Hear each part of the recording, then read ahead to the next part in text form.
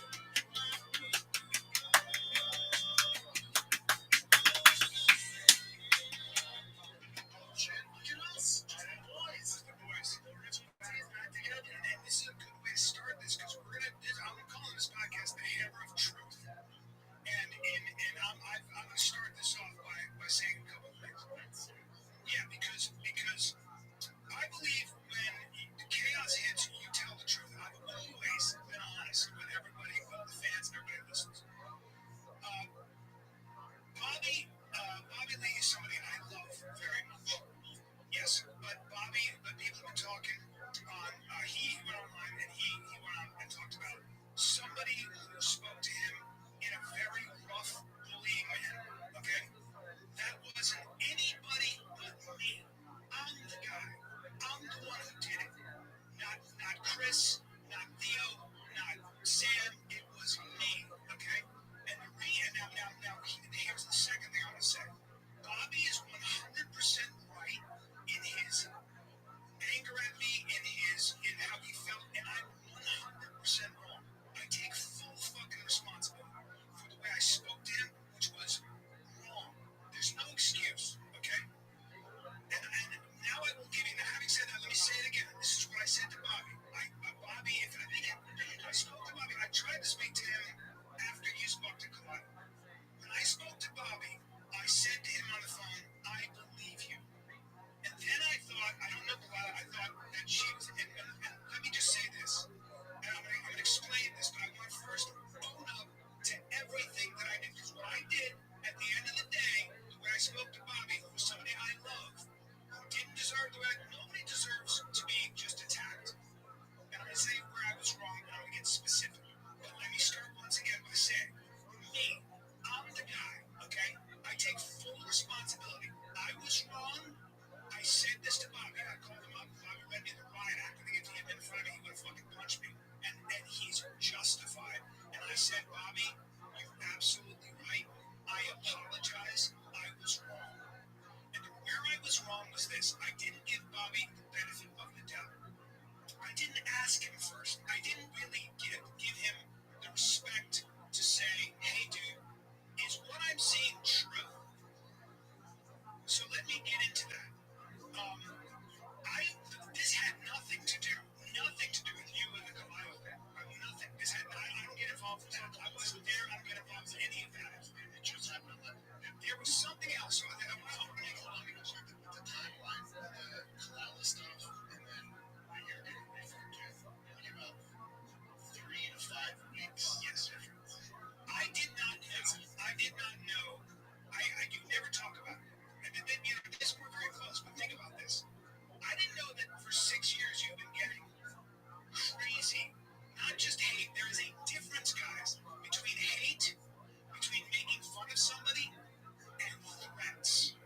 Threats and harassment, long-term harassment and physical threats against somebody's family, interference in someone's business, and trying to destroy someone's business.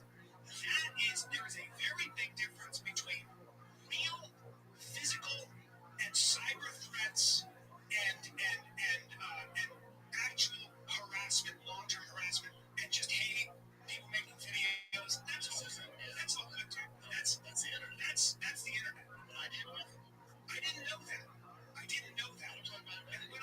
And so what happens, guys, is when you have a legal matter, when it becomes actually physically dangerous, or at least that would be when I look at it, that's the amount of shit you take is actually dangerous. It's dangerous. There are people that are not, this is not satire, this is not hate, this is not a hater, this is not somebody being, funny, and it's out there, there's some funny hate out there, I look at it. But we're talking about actual illegal activity. So what you do in that situation after 6 years, when it gets crazy and scary, is you hire professional legal counsel and professionals to deal with it. Yes. So obviously I don't talk about the negative stuff.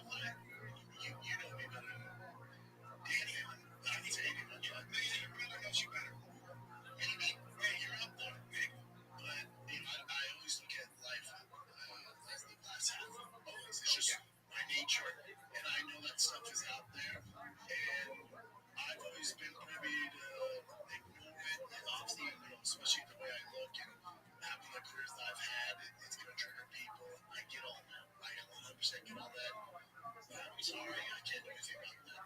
But then, it gets to a certain point, and when they step over the boundaries of criticism. When I try to say your physical safety and your family's physical safety. That for sure, but then also going after my businesses, companies I'm associated with. Yes. Then you're talking about illegal activity. But then even with all that, I've never brought it up to you guys. Ever.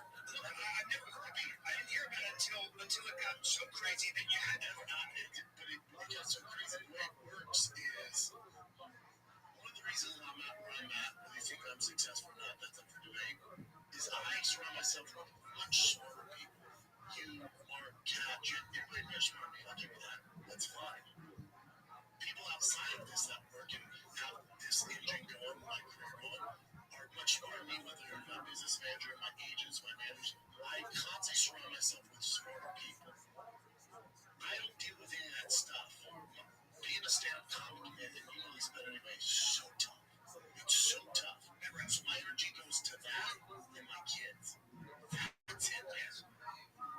For me to get notified that some illegal activities going on and that I should do something about it, it has to be so bad.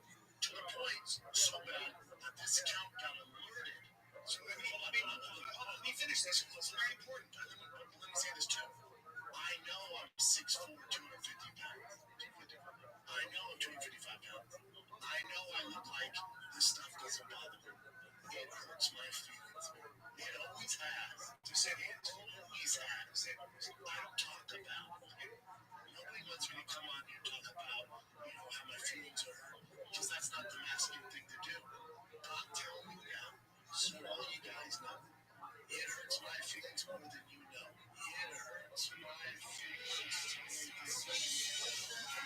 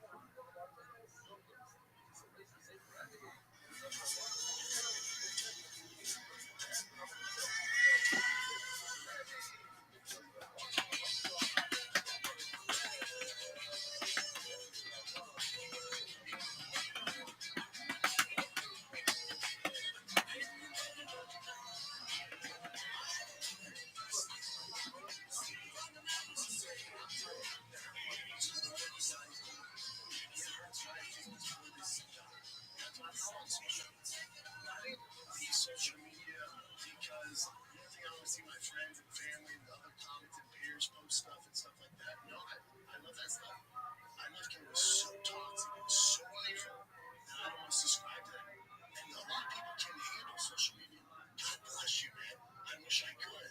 I'm too sensitive. So, and I know because I look like this, you guys think it's okay, it doesn't bother me. Yes, really is. So this is so I'm used to it. It does not bother me in any facet. This is nothing that doesn't bother me. God gave me these big shoulders for a reason. I can handle. Trust me, I can handle all of it. Doesn't get to me. When I saw the evidence, people who are professionals at this, there is long-term around harassment and essentially, more than just hate coming from X, Y, Z. When I saw, I didn't make this stuff up.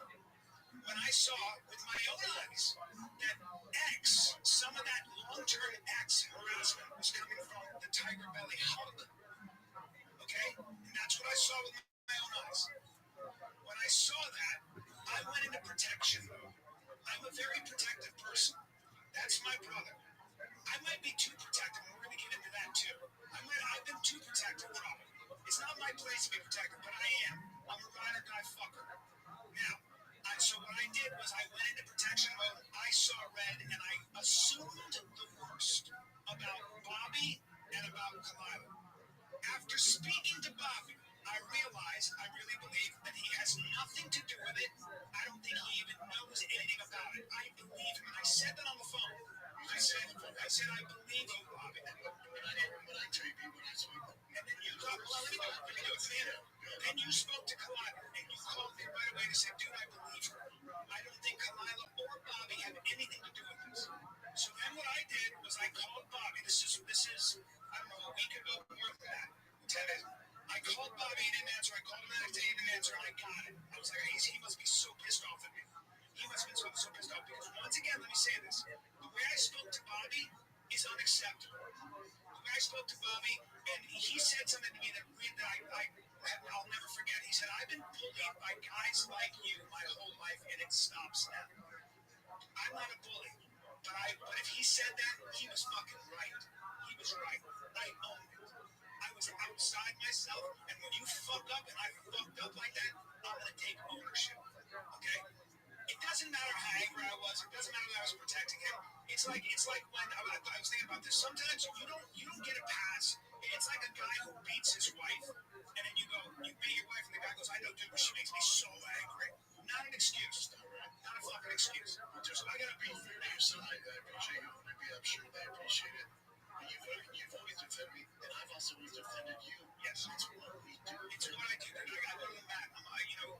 We've been in situations, even physical situations, where there were a bunch of very dangerous people, and I was like, I was down. I wasn't down. I know. They were real guys who you were afraid were going to fight you or come at you, and I said, "Hey, dude, for me, I'm leaving you, motherfucker. I'm not a tough guy, but I'm not leaving your side." I reciprocated that. I know. So that's how it is. That's what we do. Okay. Doesn't mean I handled it right. I did it. Once again, I'm gonna say this to what I said to Bobby. Bobby, you are 100% right. I was 100% wrong. Okay. But I also think it's fair to say. So I don't think you handled any of this right. No, I was too upset. I was so upset. I was so upset. I said, call me buddy, wanted to apologize. And then after that, I said, after we spoke, I said on text, I'm sorry, Bobby, you're justified and I was wrong. No excuses. I love you. I wish you well. I'll also make it up to you one day if I can. You'll see. That's what I said. Those are my texts to Bobby. You guys go back. I love him for my TV. I love him.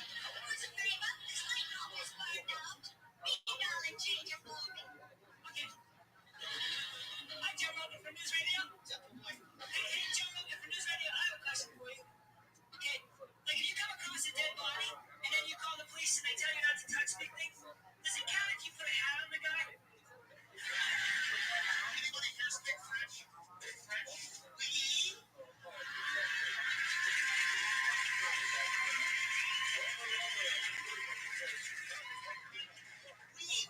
French, yes. From when you bring up and you want to walk and then bonjour. Bonjour. I was being protective over you, and I saw red because I had been steeped, and I had seen how horrible this stuff was. I'd seen the threats, I'd seen the physical dangerous, the difference between hate and true harassment and violence. And I guess I went a little crazy. To be fair, I'm not condoning it. Obviously, we both apologize the ways we Bobby, but I think if anybody saw that kind of abuse and the negativity, and then for their team, I'm not saying Bobby Clyde, for them to be associated with it, I was so hurt. You don't understand. I know that. I understand. I was so relieved when I believed him. And Bobby and I spoke. I apologized, and he accepted my apology. But he also said, "I don't want to talk to you, dude." And I deserve it. I hope someday I fucking hope someday I might see him at something. I hope when I see him, maybe I can hug him and hold him until he forgives me. Or maybe I can make it up to him. I was like, maybe Bobby, maybe you can tattoo something on me, and that way we can be friends. Whatever I gotta do. This whole thing has got out of control though, because there's a lot between. I love us, Bobby. He doesn't know. I get it. I fucking hurt him. And actually, it was mishandled all the way around. It's gotten to the point where we have to address it. But you know me, I don't like addressing this stuff. Yeah, but sometimes you have to tell the truth. And when I fuck up, I own it. When I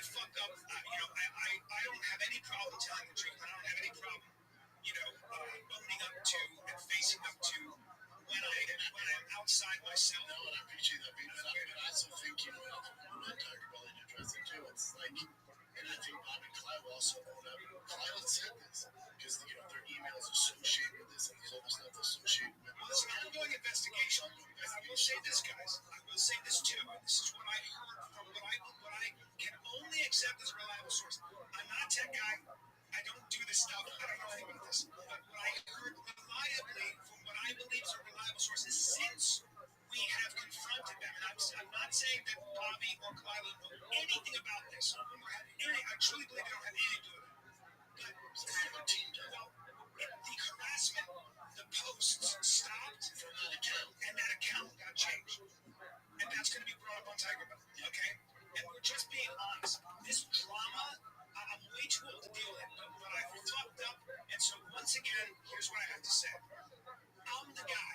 Director hated me. I take full responsibility. Bobby, I love you. I'm sorry.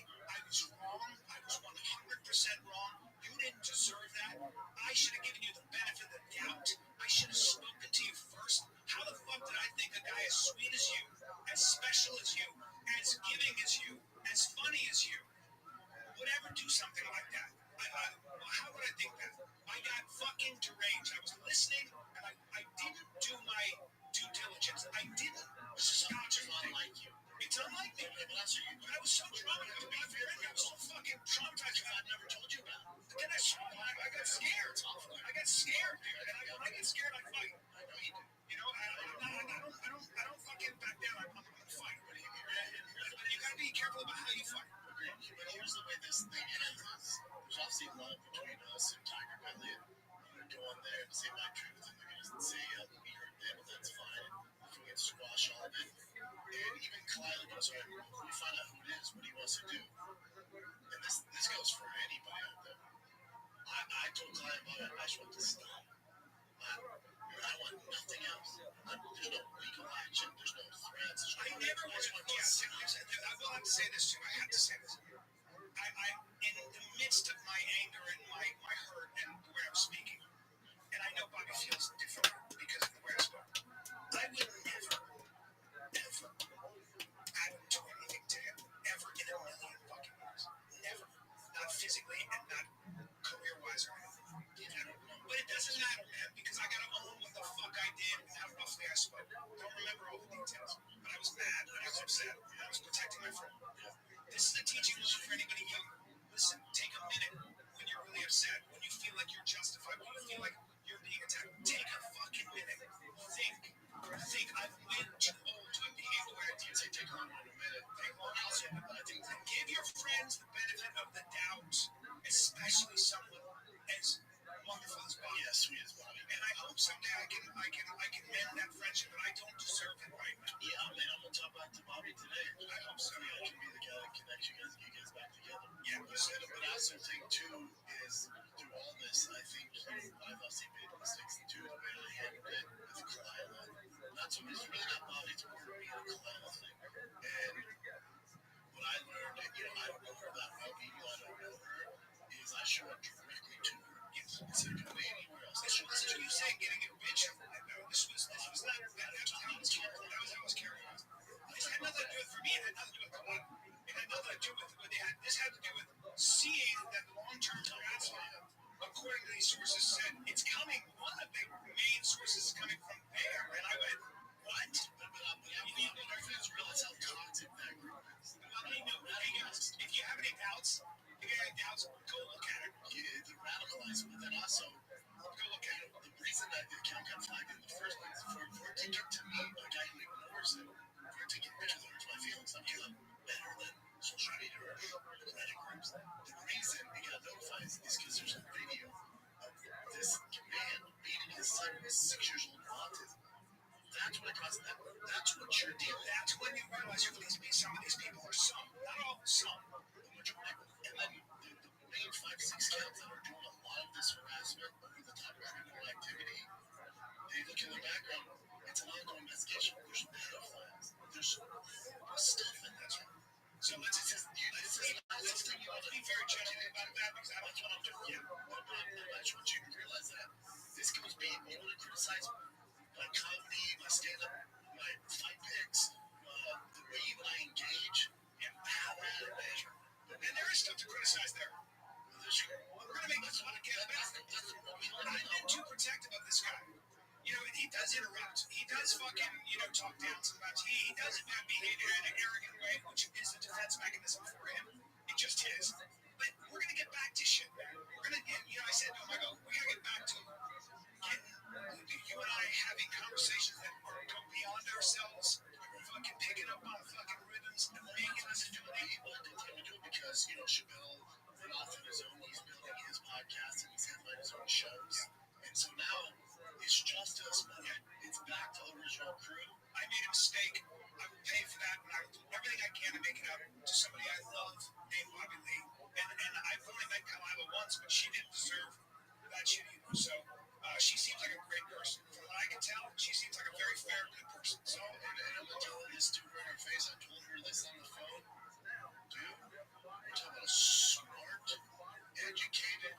Like I told you, like we got done, we said some things we both might have mean. When we finally got through that, we had some growth. And I told her, I went, man, I know you do this podcast thing and crush it. If you ever be a lawyer, you would crush it. I'm savage. Yeah, savage. Yeah, it's savage. Let me say this one more time so there's no confusion. Bobby, I'm sorry. You were 100% right. I was 100% wrong. There are no excuses. There are no excuses with the way I spoke to you. You didn't deserve it. And I apologize unreservedly. I was an asshole. I was not the guy I want to be. And I deserve the criticism. So if you guys want to hate me, bring it. I deserve it, and I agree. And that's the best I can do. I'm sorry. I'm gonna try to do better always. And I'll always be fucking honest with you guys. I will always own up to my bullshit.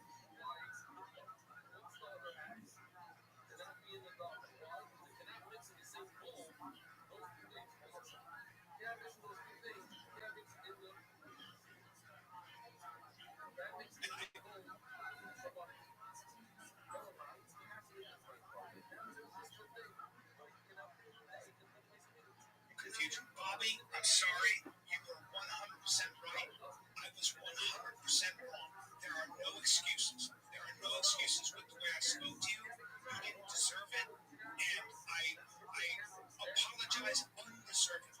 I was an asshole. I was not the guy I want to be. And I deserve the criticism. So if you guys want to hate me, bring it. I deserve it, and I agree. And that's all. That's the best I can do. I'm sorry. I'm gonna try to do better always, and I'll always be fucking honest with you guys. I will always own up to my bullshit, and because I can't sleep otherwise. I don't live my life otherwise. So thank God Bobby accepted my apology, but he's fucking angry, and he deserves it. It's gonna take time, and I love talking to the head show. That's what you love. Yeah, I know. Because crazy.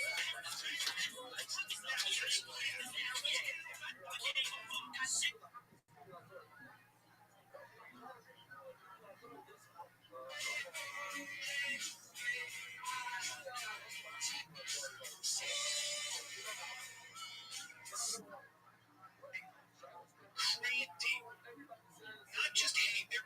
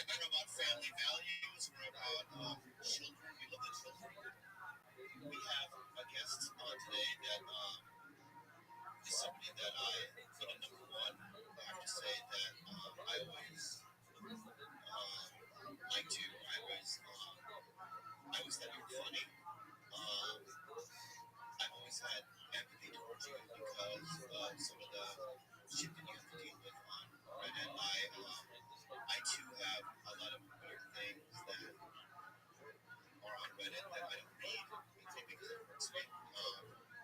But I've always only said positive things about you to people, and the people that you do your podcast with. I think you and I are one of your friends, and let's give Brendan a shot. Come on, you're here to convert me at the same time.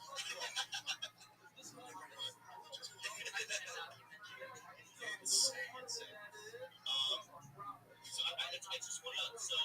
I just want to open up this awkward podcast. Let me start with this. Okay, go ahead. Those you guys, they go so far with me. Because when I came into comedy, it was tough selling. Still happens. So the people that were nice to me, never forget. And you know what? I believe you. I believe that you. I believe you. Which makes it this a little bit difficult for me because of what I'm just gonna lay it all out there. What happened? But I just want to kind of slowly get into it. You know what I mean? And I just want to talk about the truth and leading to whatever this problem is. So, yes, to get to that. Okay. This is literally the only reason. Right. So let's start with I'm in Oklahoma. I'm at dinner. And you text me that there's a journalist doing an article about me. No, not just you. Yeah, there's a journalist that's doing an article about me. Well, on the text I just read it, he said it was about me. Maybe find something else, but that's what I read. And then I texted you.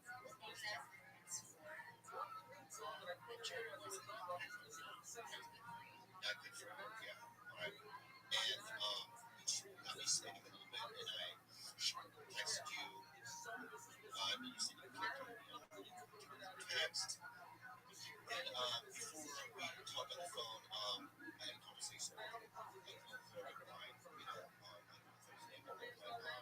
and you texted me the same thing, which he found a little weird. So anyway, I called, I forget how that happened, and all of a sudden I was in a three-way call with you and somebody that you are associated with, and I'm gonna say his name, and I don't want to. Yeah, I don't want to. Can I? You can. You can. Yeah. Just so you know, Brian did. Before you go on, Brian did say on the fact the kid that he had that engagement. Okay.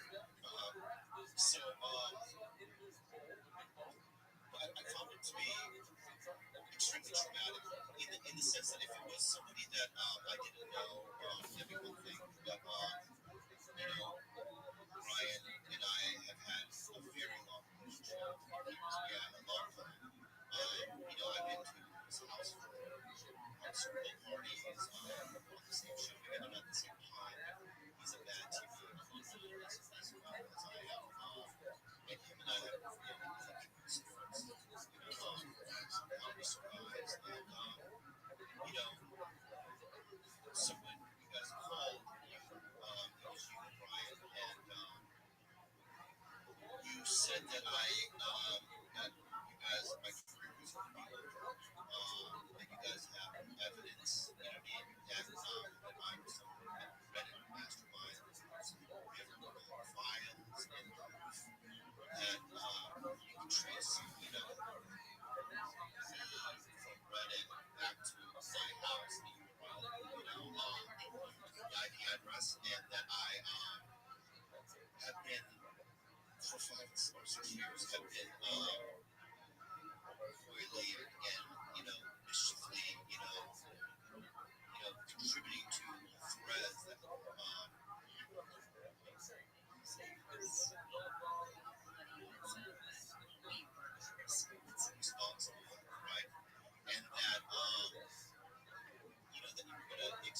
me to move in and all these things, whatever.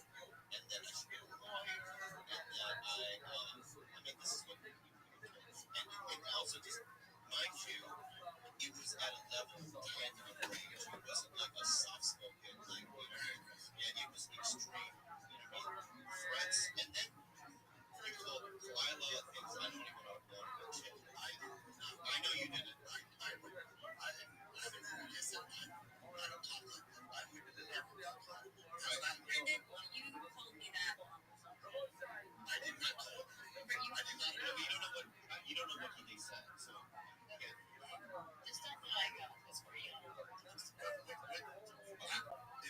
Brian apologized, but Brian said on there he's not accused next to. There's a lot. What I found to be heartbreaking was going into a character assassination where you were saying that you, I don't even know because I was such an innocent person trying to learn the most, calling me a coward, weak, spineless. And my only defense to that is that I just have my own way of dealing with it because I grew up in such a traumatic childhood. I try to be passive and I try to not. I mean, I'm afraid of confrontation as everyone else, which is my character. And I said to Brian days after that assault that I no longer want to be a friend with friend. You guys speak on the phone? Yeah, we did that. Yeah, he apologized. But yeah, I mean, he doesn't expect you to be a friend. Yeah, it's not. But that being said, also I'll never. I don't have any. I will never say anything bad about him. I think that he's the funniest people I've ever met in my life. I really do. And can I give some context to that? Yes, we definitely went straight up. Definitely didn't handle that way to adult should have handled it. The context behind that is I never talk about this. Never. Our podcast usually fun. We talk about the negative stuff that I deal with. Brian wasn't aware of the negativity that I deal with. Everybody gets stuff on it. Everybody in this I'm sure Clyde does. You know, in this space. So there's a difference between hate and then straight evil, toxic, criminal behavior. And for 6 years I did this. Now, if you want to criticize my comedy, the podcast, so be it. That's the internet. That's what we sign up for.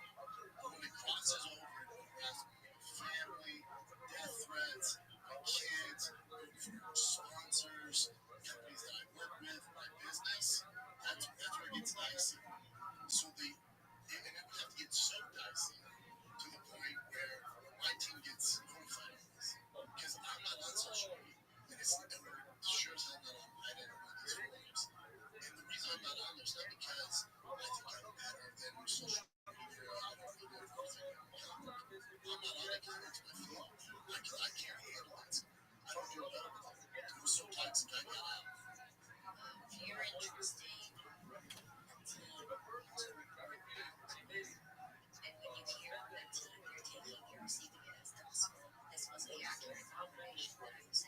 These guys, yes, so this is how we get here.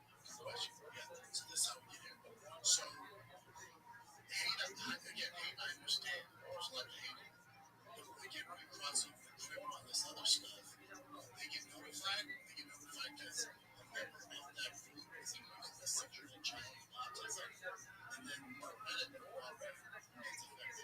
They start talking. So then they look into it. That's how we get here. They look into it. And they go, hey, but one of the 6 accounts is the most posted.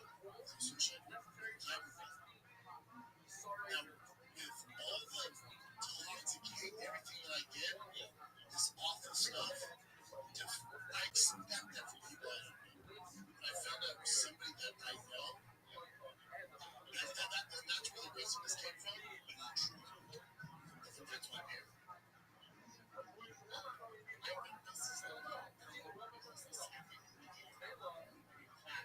This drama, contacts started in January, and I think while I really appreciate you being here, I truly believe a guy who cares for his family. I think I truly feel very loved here, and feel like your livelihood is under attack. I understand the hurt and the recognition, but there is some context to what you guys are talking about, which is that you have what you have. And if it's okay with you, because I don't want there to be any confusion moving forward, I'd like to start from the very beginning and just get to the God honest truth, because if we don't do this in a systematic way of when it started and how did we end up here.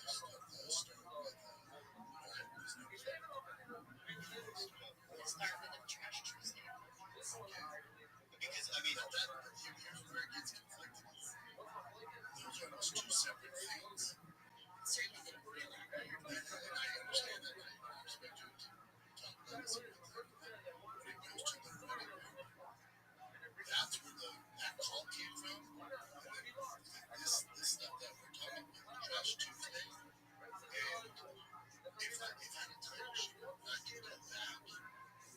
I would call the reason we're here is I didn't have this. And I'll say this right now, I'll get back to that Trash Tuesday.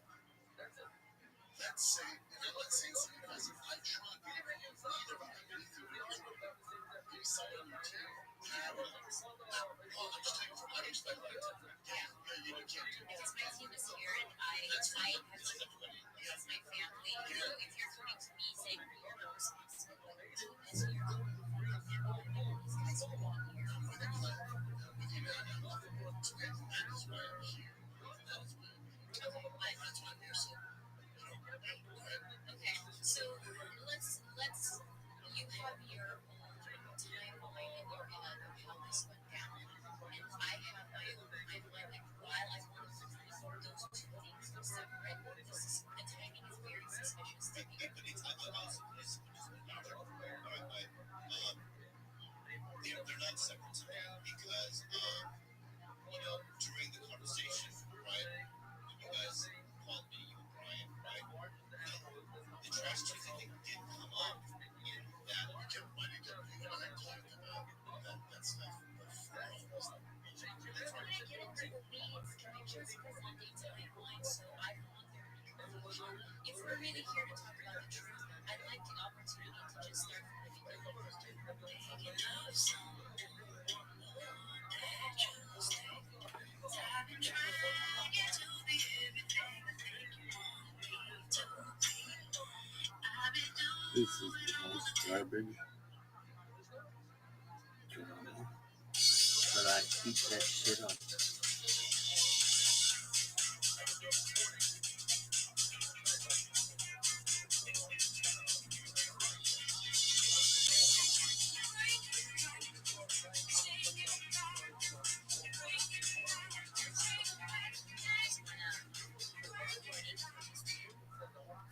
Folks, this athleticism Chilean president, it is 10th of all time to witness it in the flesh.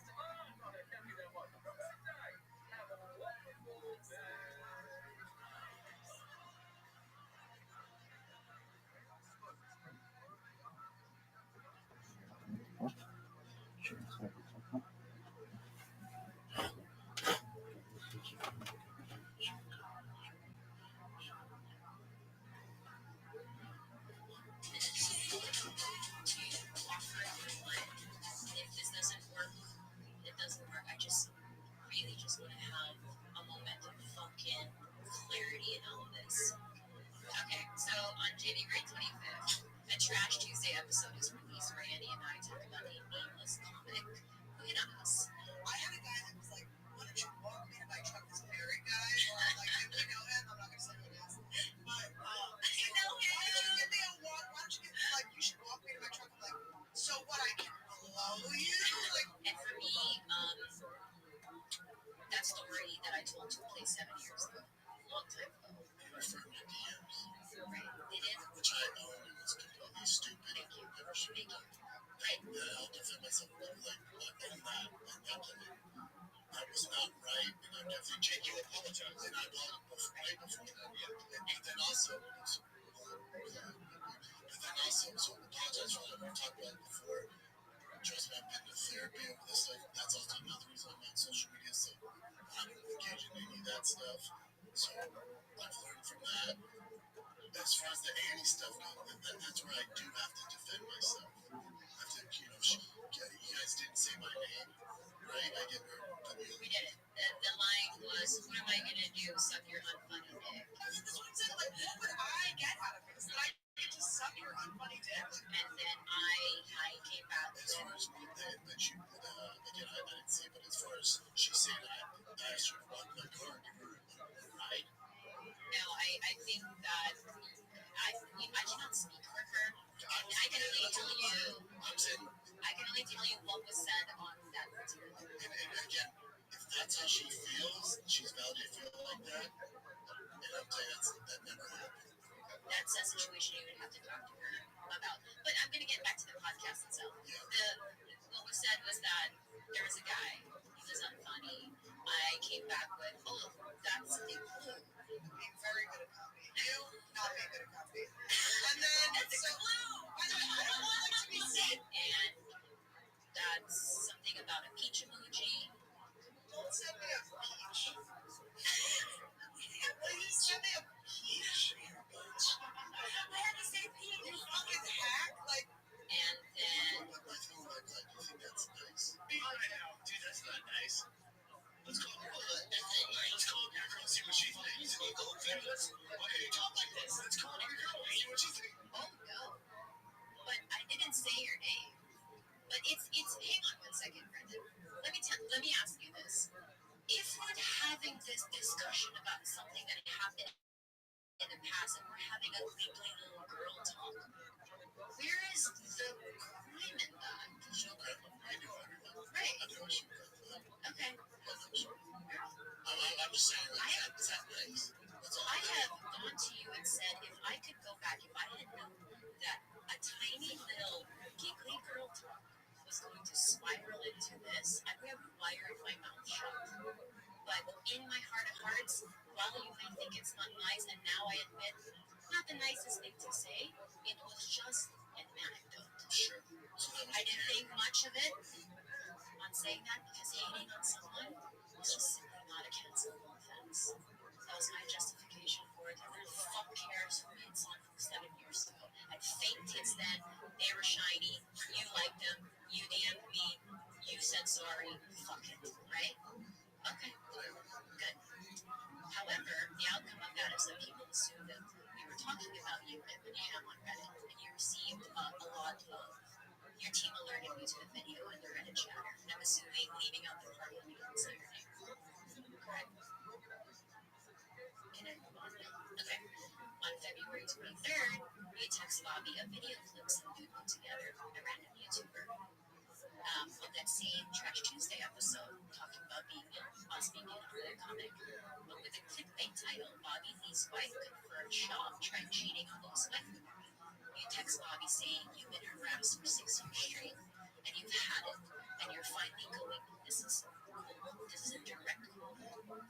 You're finally going after anyone who harasses you online, including comics, that you have spent $500,000 on monster lawyer fees. And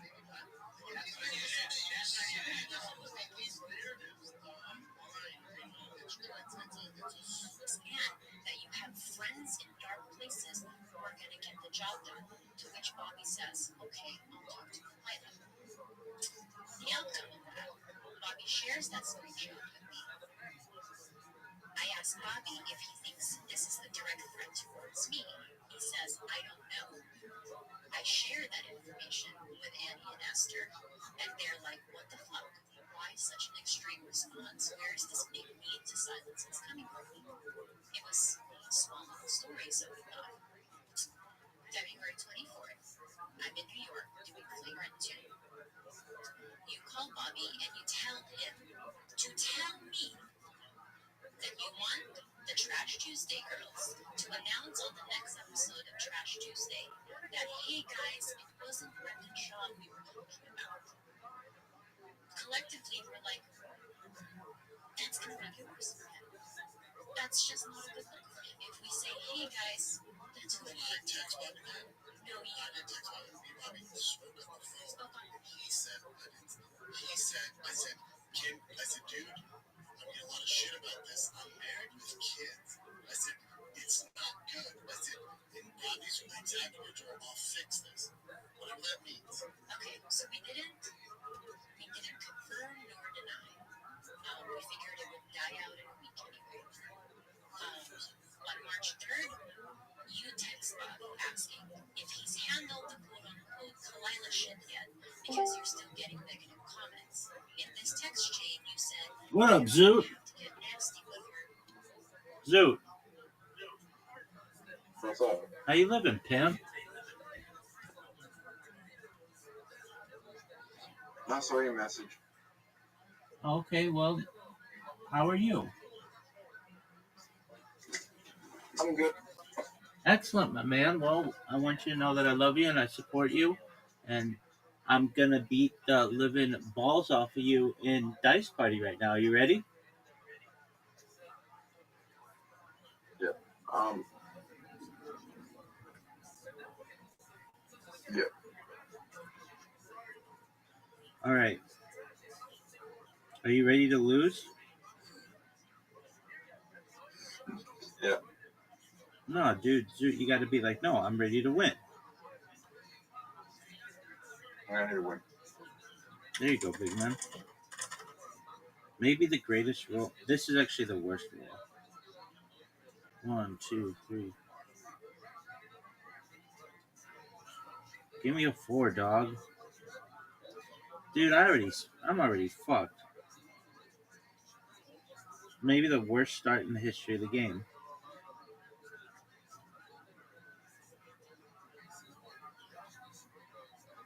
You think you had a worse start than me?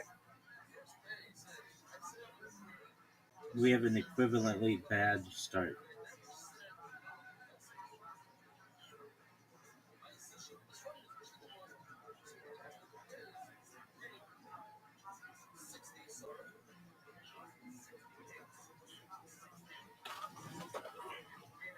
Zoot, you know this game is over?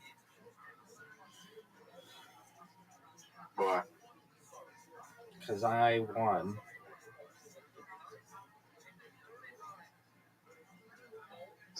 You've got to get a full house. Nope. I'm about to get 5 of a kind, baby. Even better, son.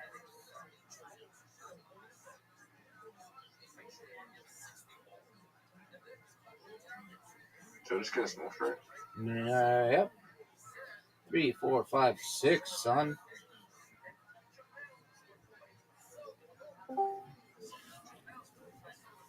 Is that right, though? Nope. He'll be here in an hour. I will. I can't find my debit card. Where do you think you left your debit card?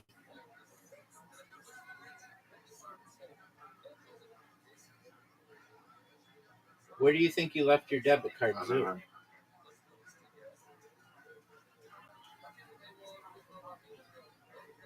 I'll go for the full house. You've got the full house, big man.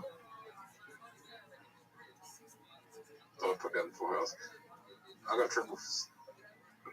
Three times. That is a shitty 3 times.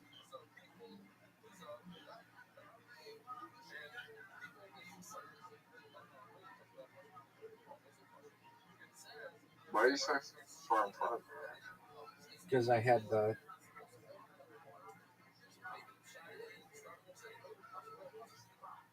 The 5X.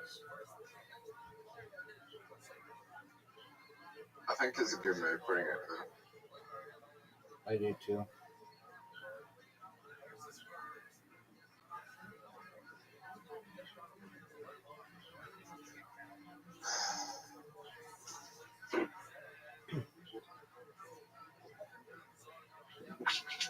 I'd put the full times here. Do you know what? Where's that, big man?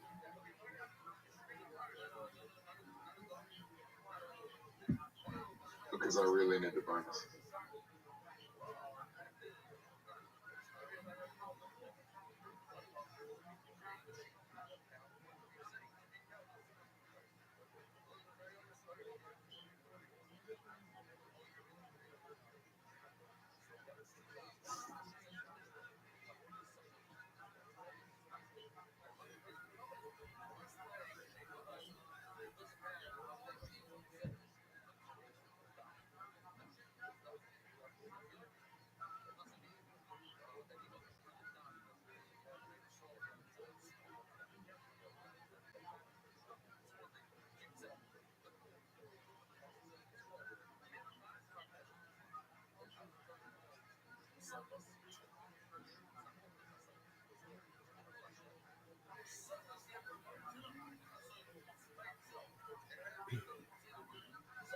Good full house, dude.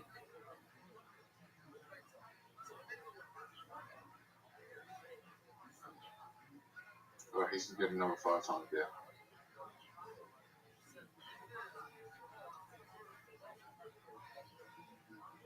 I have 2s yet?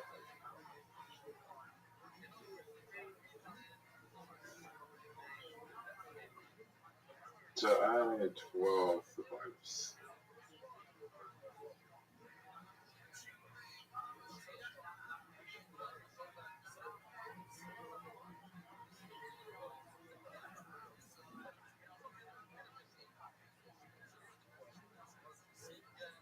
Rabbi, what are you going to play?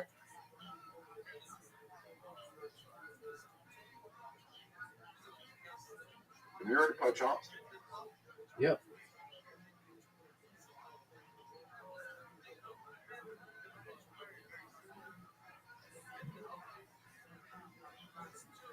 Is this good?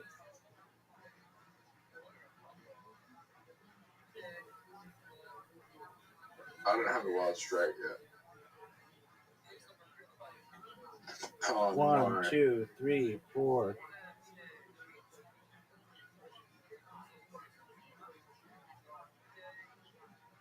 Oh, that is terrible. Rabbi, Yeah, big dog. I think I just got one of the lowest scores for the chance ever. Maybe. No, the lowest score for a chance would be 5 lumps.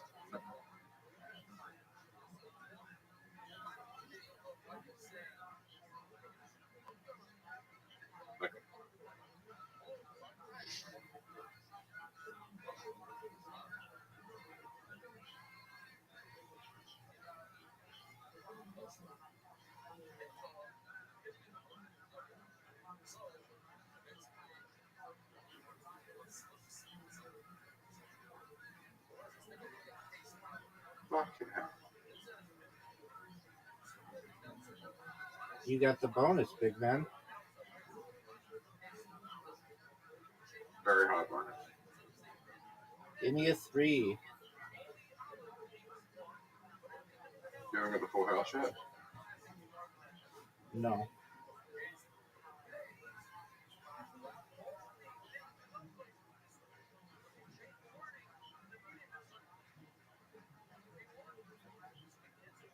Go for the 4X. Oh, no. I would have got it 5 times. I would have got it 5 times. I would have got it 5 times. Devastating.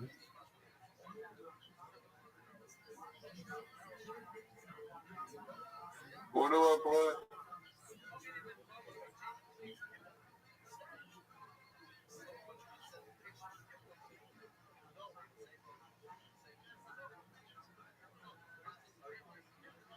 I have a large straight. You got a large straight. You already played it.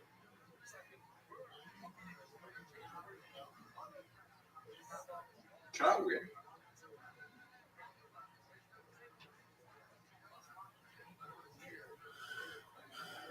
You need it 4 times. For a full house.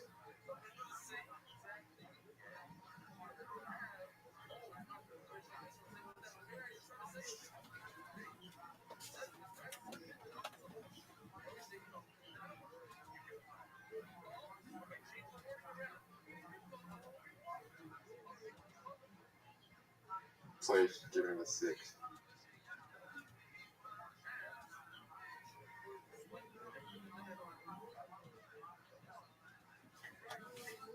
I just lost Rabbi. Big dog. Are you sure? Yeah, can't win. You're 100% sure? Yep. Bro. One moment.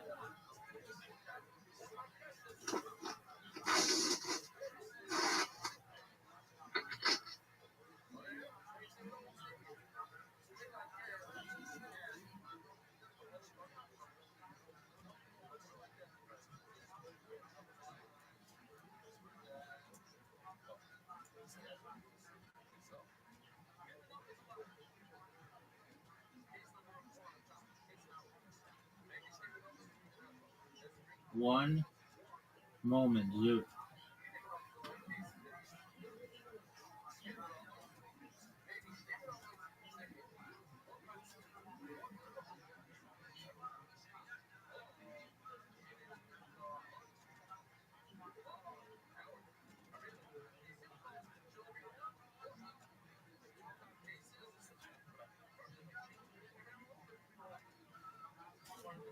All right, big man. We're rolling. Look at this move.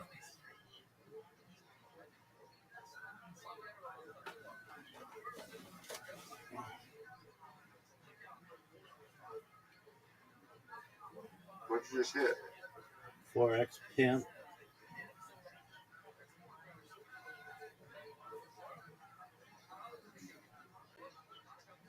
Did I come when I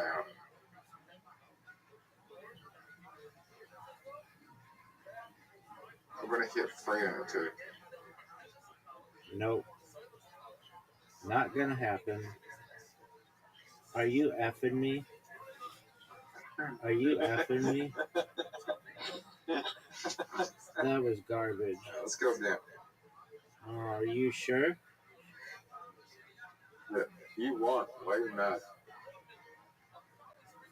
Alright, this is the last game of Dice Party.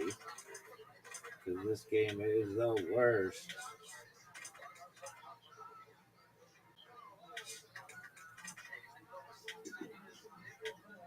Why is it so bad if you won?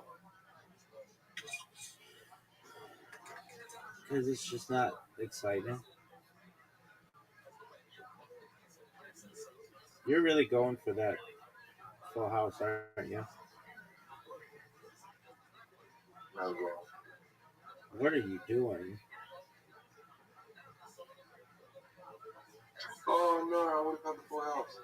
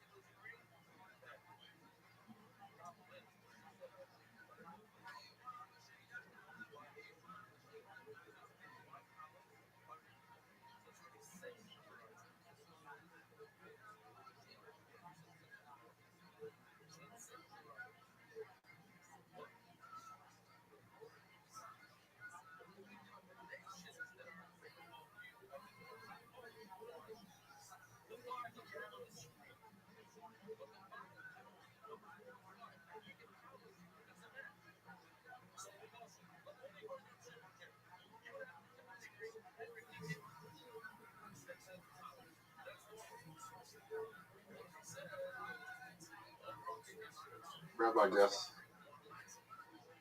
Guess what? You just do 4 times.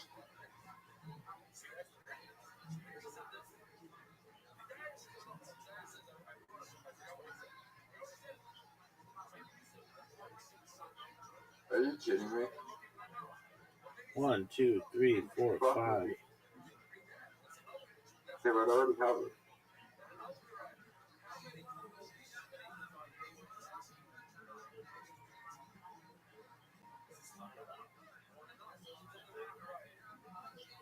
Fuck's sake.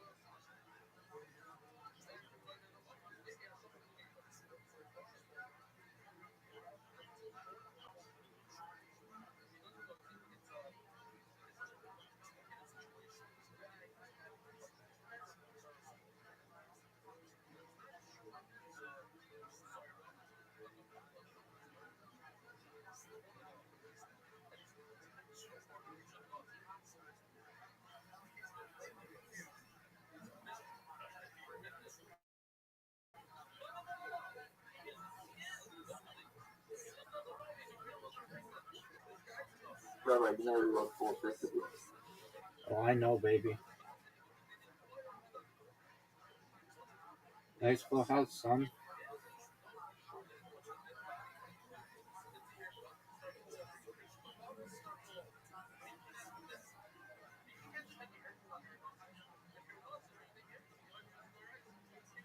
I might blow it out somewhere.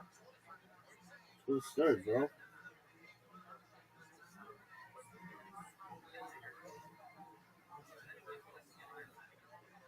You know I'm playing terribly on the left side. Yes.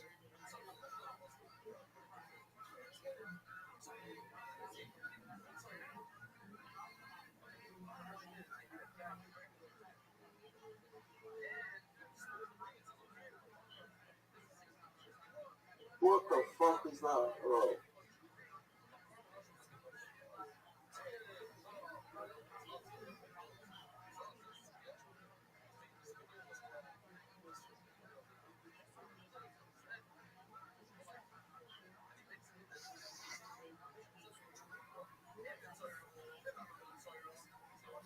I think I'm mathematically out with minus.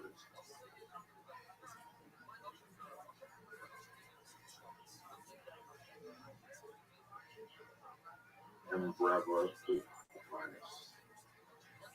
Oh, you just hit 1-4 and hit it minus.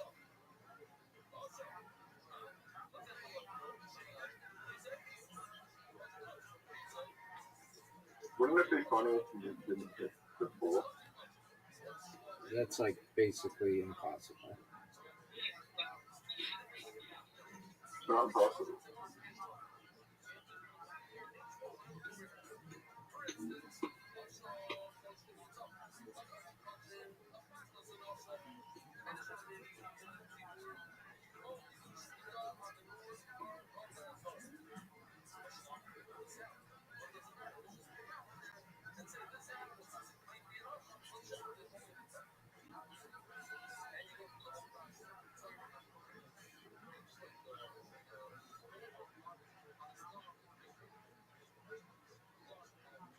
Rabbi, do you want my opinion? I would love your opinion too. This is the worst game Dice Party has ever played. You basically said that about the previous game.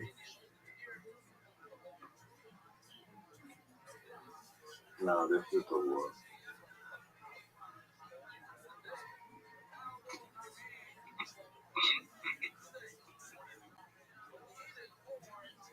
Come on, baby.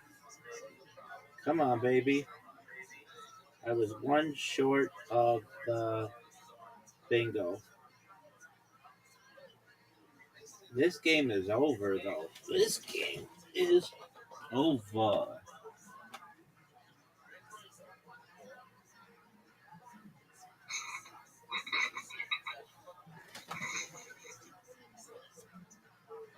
Okay, where are we going? We are gonna play.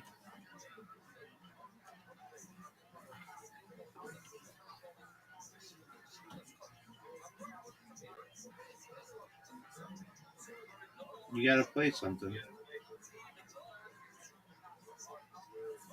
Number. No, just play something so the game's over.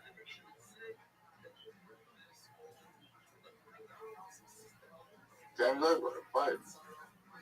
It didn't say it's over. Maybe it did. All right, 9 ball.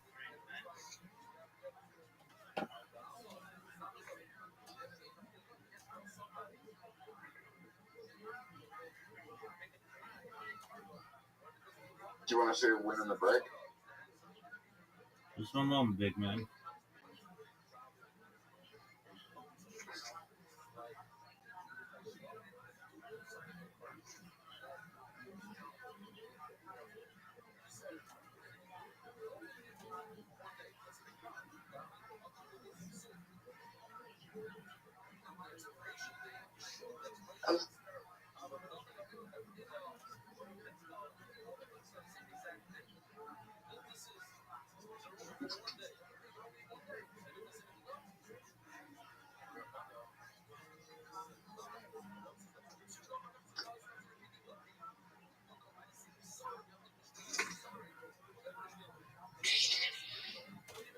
All right, 9 ball, son.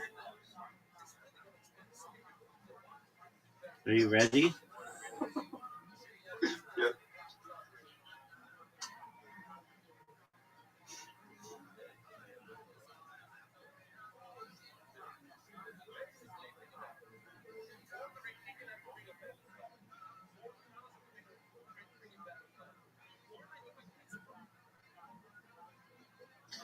Have you ever seen a win on the break?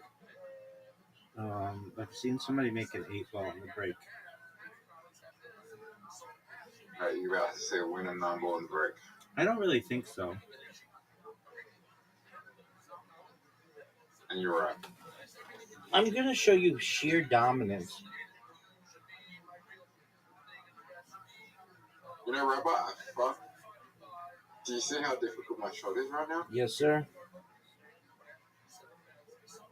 Like, how do I even? Oh, yeah. No way you get that. You're gonna hit another ball first.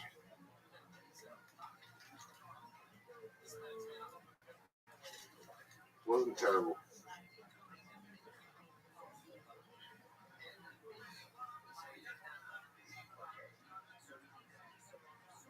Oh, did I hit? I didn't hit the 1 ball first.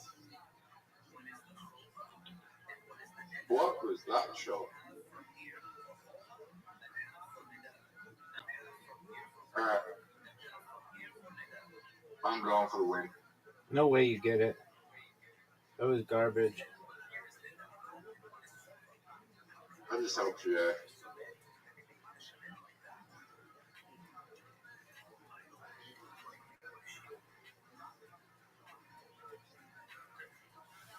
Do you think we're into Chamberlain?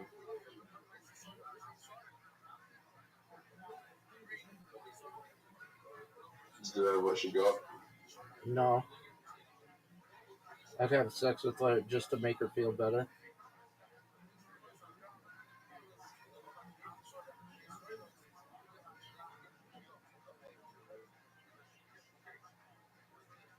Dude, what do I do? They're for free. Did the husband also go to jail? Yep, for 3 years.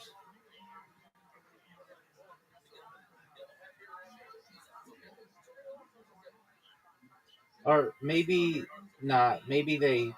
Oh, he was sentenced to 3 years or something, and then they delayed it, and he didn't have to go to jail or something. So he just got convicted.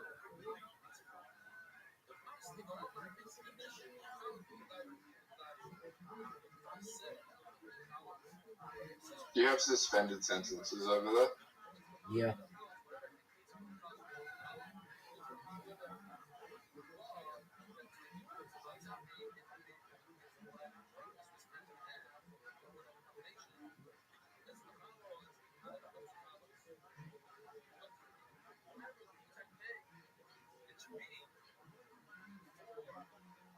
Your justice system's a lot more harsh than ours. Perhaps.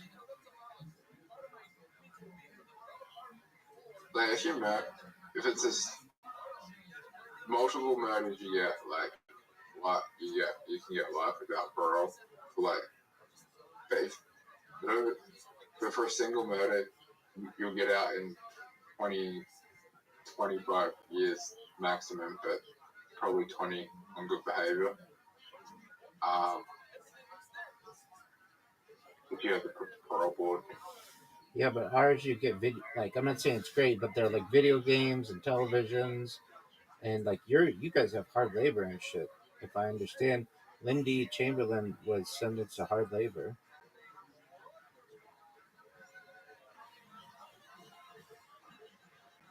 I mean, both are terrible. Is there video games over there? Yeah, like in some places. We have that here too. Oh, okay. Well, then ours is worse.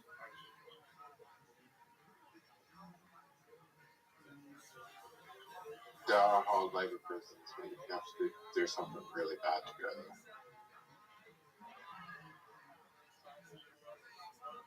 there. Dude, are you seeing this performance?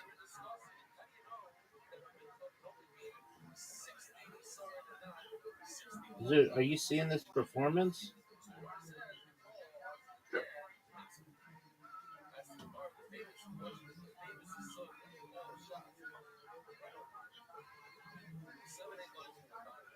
It's over, Zoot. Devastating.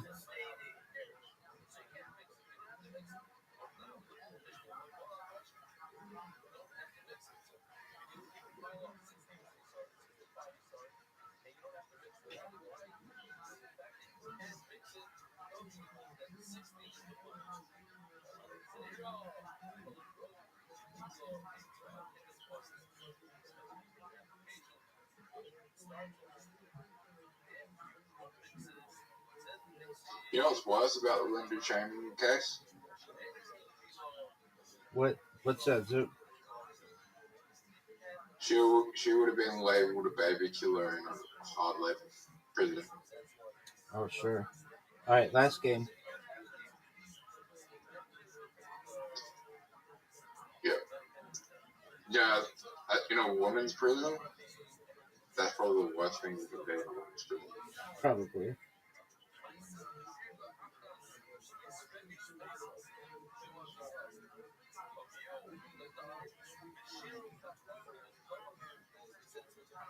Are you proud of that shot, Zoot?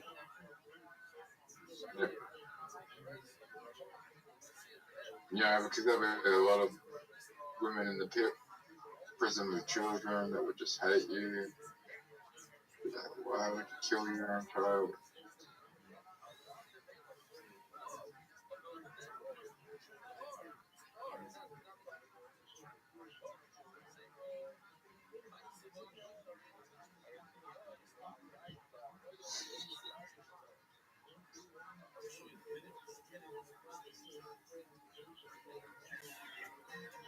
Look how good a shot that is.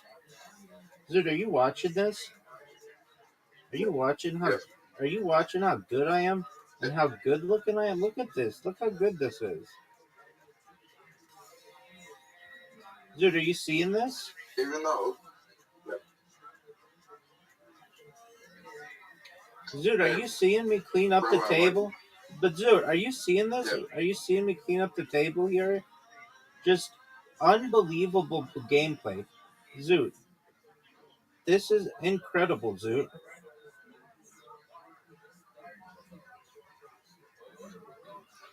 Zoot, are you seeing this, son? why do you think the police went so hard after Rothschild? They wanted to go after her, even though the coroner said that it was death by dengue, and they ruled it out. That I don't know. All I know is I have one of the most difficult shots in the history of the game. And I just hit it. Zoot, are you seeing this? Zoot, are you seeing this?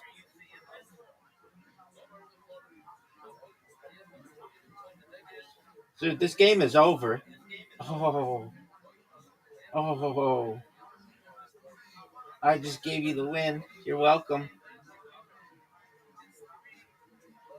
It's basically impossible for you to miss this shot. It's not impossible. It's not the easiest shot in the world. It is the easiest shot maybe ever. Game over. Zoot wins. What a devastating miss.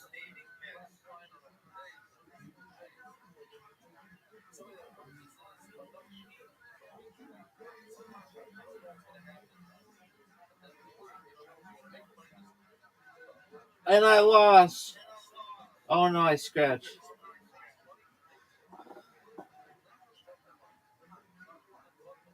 It's over. Good job, Zoot. That's like mini golf. This bullshit. You want to play mini golf? Yeah.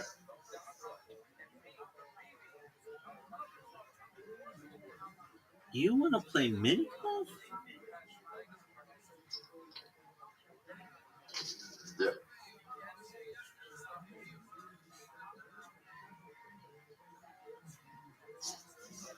Zoot, you know I'm like Hey, Rabbi. the best mini golf player of all time. Go ahead, Zoot. Very good guy shot of all time. Are you proud of that shot? Don't hit the tree.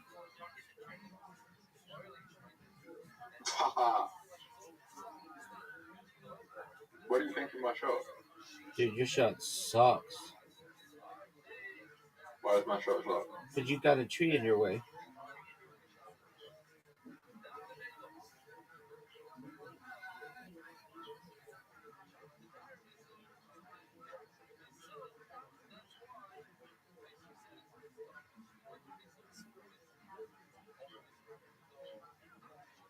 Fuck you. I didn't do anything to hurt you.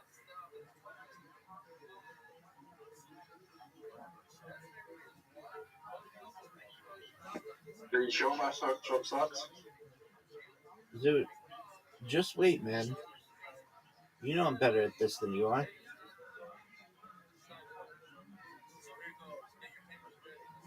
No, it's not a bad shot.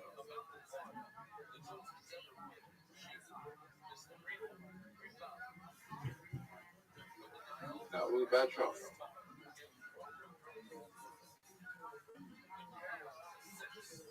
%. Bad shot.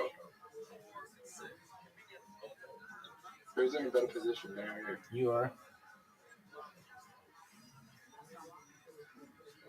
I would just say that. That was a terrible shot. Who's in a better position? Me and you. I am.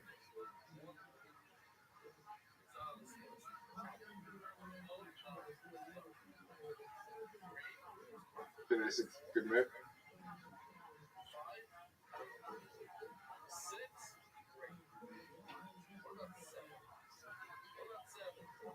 Shoot. And we can tie.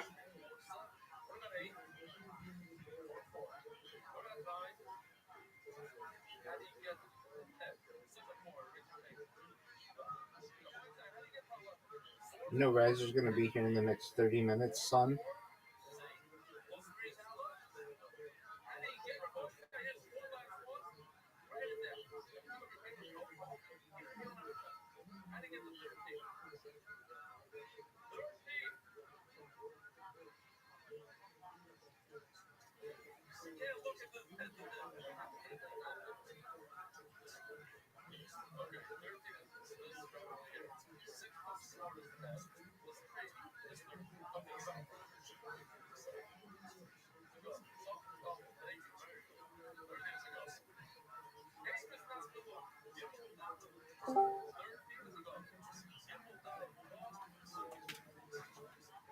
Dude, what did you think of my shot?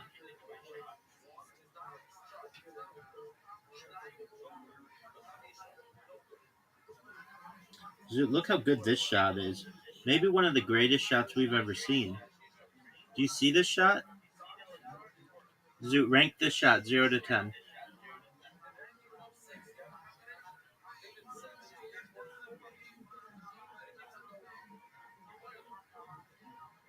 Zoot. That's a terrible shot. 9. I'd give it a 10. 9. No, I'd give it a 9. You're right. You're right, big man.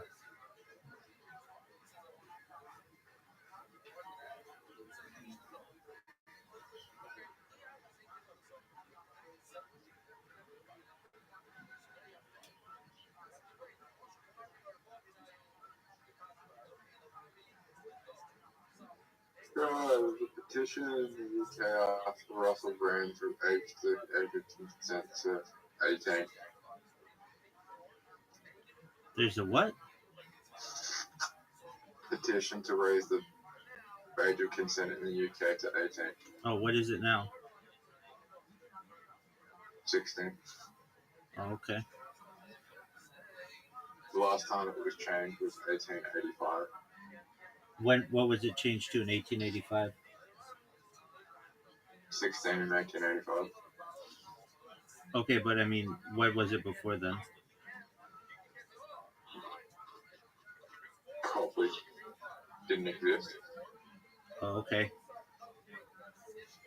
Oh, Zoot. Why did I do that?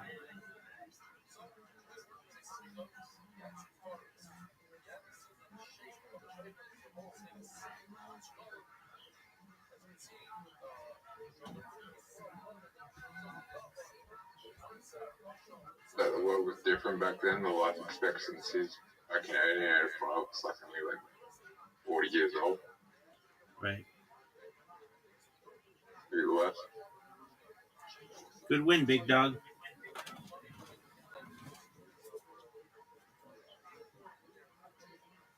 And then I don't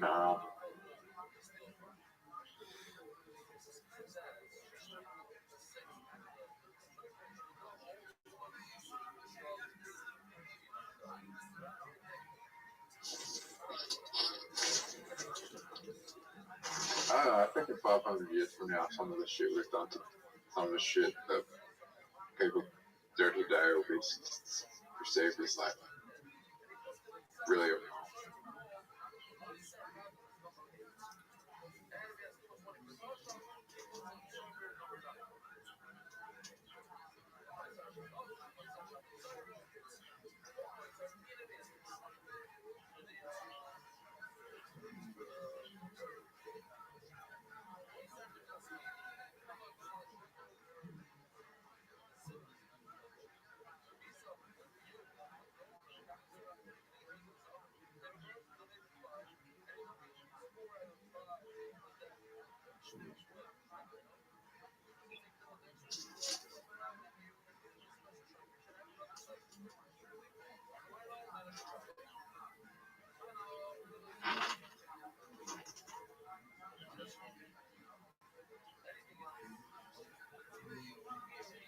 Zoot, are you excited for Fighter and the Kid tomorrow?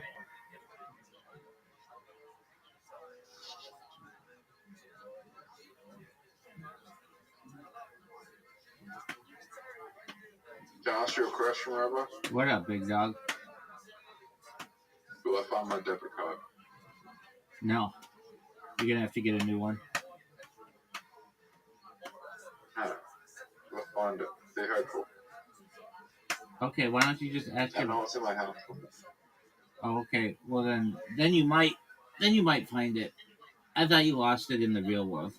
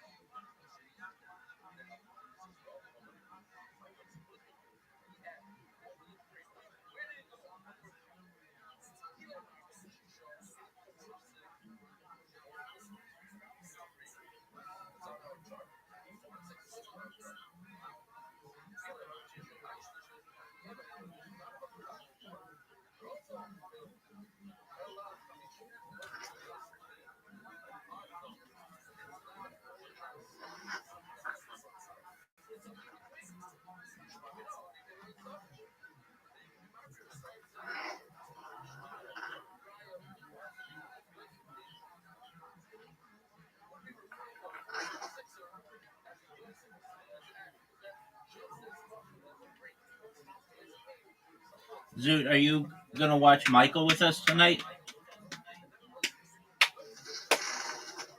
How are you watching it? We're watching it in the Discord. That's illegal. Zoot, like half of the shit that you do is illegal. What do I do that's illegal? Have sex with strangers and then not get an STD test when they ask you to because somebody has super gonorrhea. That's not illegal. It's not? No. Okay. What do you do that's It's illegal? only illegal if you have HIV, diagnosed HIV, you have sex with someone and you don't disclose it. Oh, okay. Not super gonorrhea? No. So super gonorrhea, it's cool to spread to anybody. Yeah. Are you proud of being patient zero for super gonorrhea? Yeah. Well, I don't have gonorrhea. Right, you're right. You don't. You have super gonorrhea. Doesn't exist. What, super gonorrhea doesn't exist? It does. You got it at the arcade.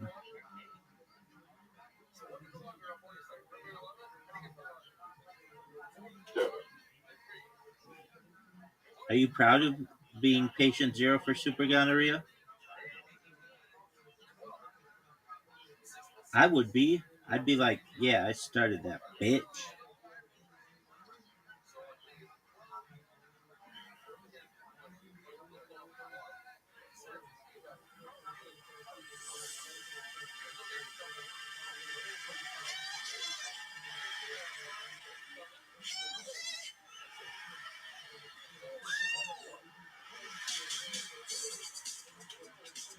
Dog, we're watching Michael, and it's gonna be sick.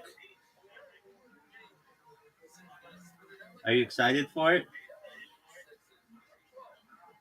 Zoot, call Riser. Riser will come right away. If you call him, he will come right away. Would you please call him?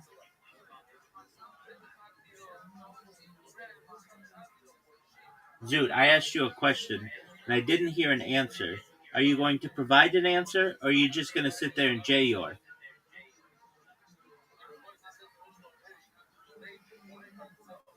Zoot. Zoot, are you there? Oh, fuck off, Zoot.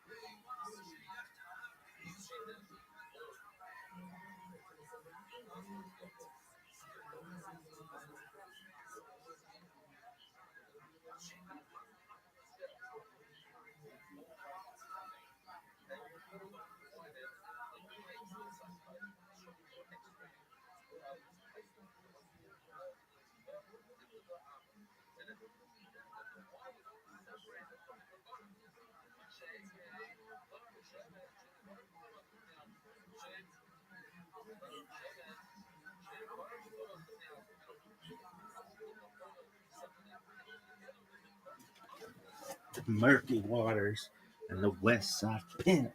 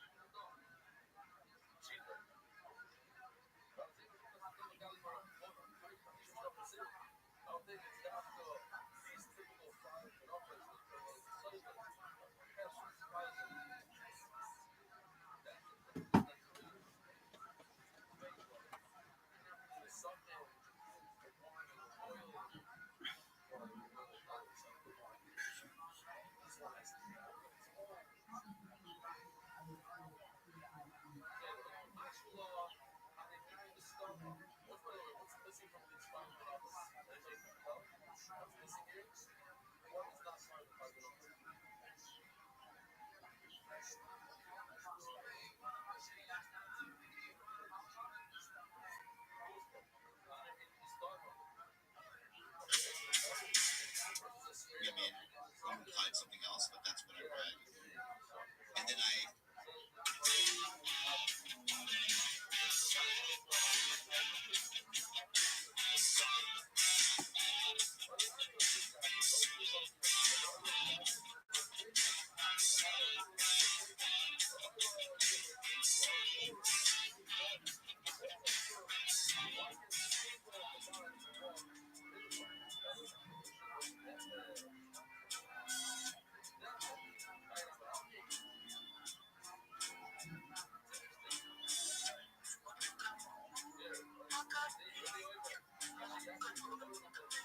Five, four, three, two, and one. Welcome to your favorite Christian podcast. We're about family values. We're about children. We love the children. We have a guest on today that is somebody that number one, I have to say that I always liked you.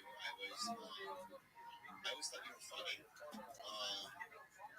I've always had empathy towards you because of some of the shit that you have to deal with on Reddit. I too have a lot of weird things that are on Reddit that I don't read, maybe because it hurts me. But I've always only said positive things about you to people, and the people that you do podcasts with. You and I are very good friends, and let's give Brendan Shaw a big round of applause. You get the sun talk. Number one, religious insane. So I just want to open up with awkward podcast. Not to tie it fouls. Let me start with this. Okay, go ahead.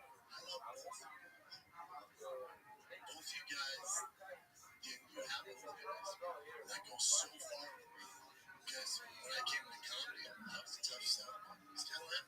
So the people that were nice to me, I never forget. I never ever forget them. And you know what? I believe you. I believe in you. I believe you.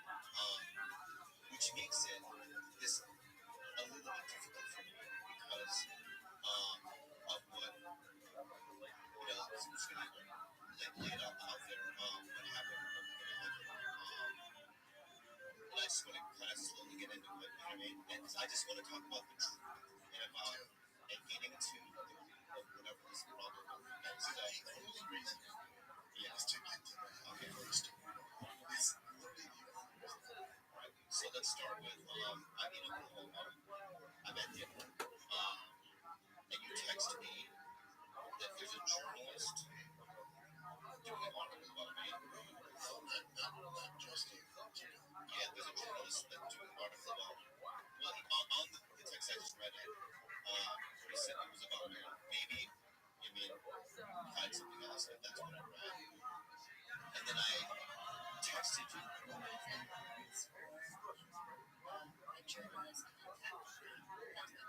That good for you. Yeah.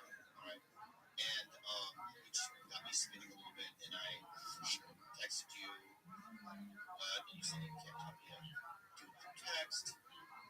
Then before we talked on the phone, I had a conversation with an authority of mine. I don't put his name on there, but and you texted him the same thing, which he found weird. So anyway, I called. I forget how that happened, and all of a sudden I was in a three-way call with you and somebody that you are associated with. I'm not going to say his name, and I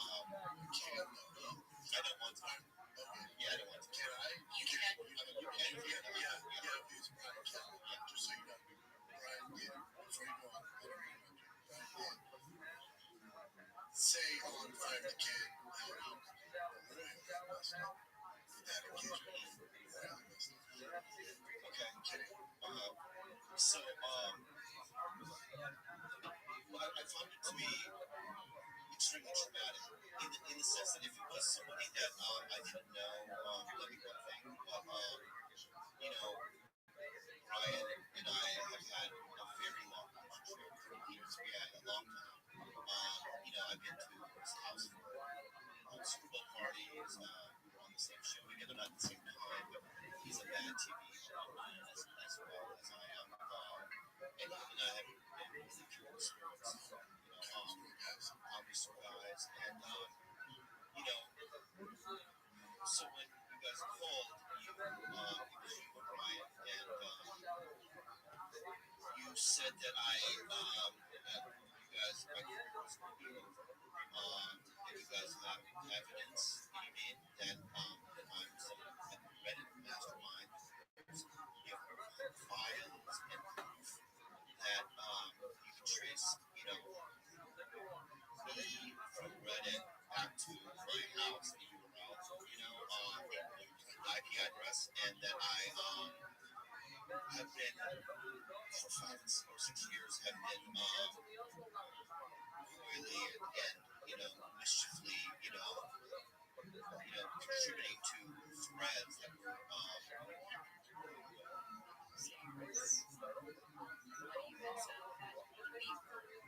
responsible, right? And that that you were going to expose me to Rogan and all these people, and then I should get a lawyer, and that I mean, this is what we were told. And also, just mind you, it was at a level 10 of rage. It wasn't like a soft spoken, like, yeah, it was extreme, you know what I mean? Threats. And then you called Lila things I don't even want to mention. I did not. I know you didn't. I don't talk like that. I would never talk like that. And then you called me that. I did not call you that. I did not. You don't know what he may said. So again, the stuff that I got was pretty awful. Brian apologized, but Brian said it. There's a lot of years. What I found to be it was going into a character assassination where you were saying that you, particularly, I don't even know remember because I was such an innocent, I was so trembling almost, calling me a coward, weak, spineless. And my only defense to that is that I just have my own way of dealing with people.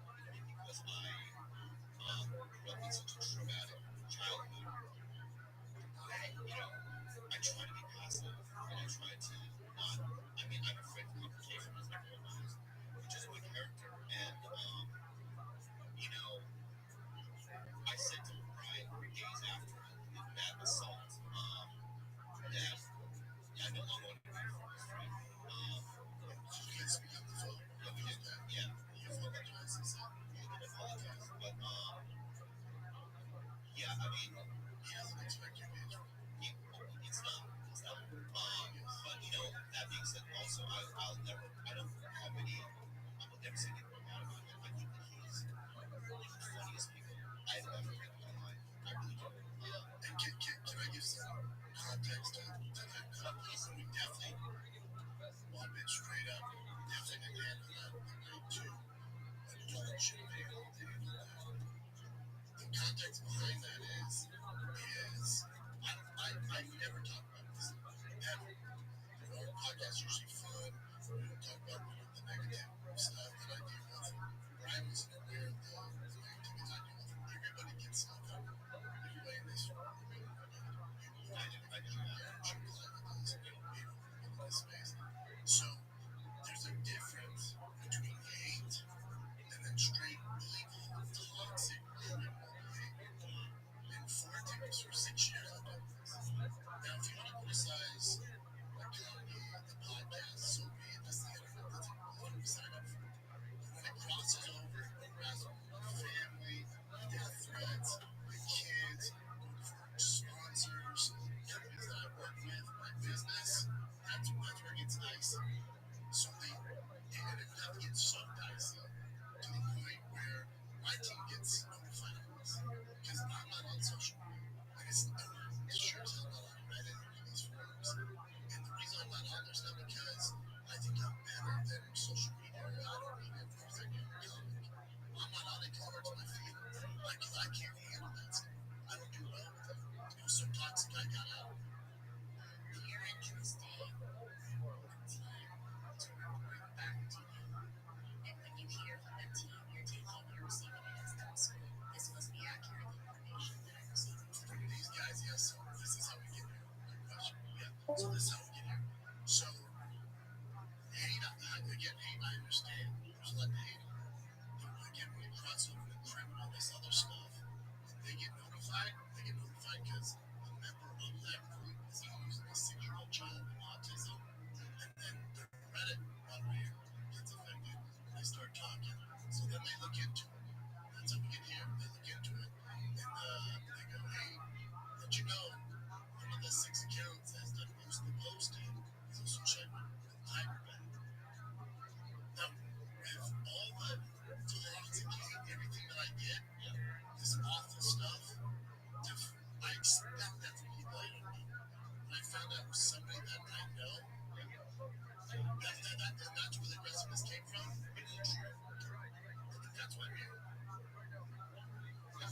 I think this is not helpful because this happened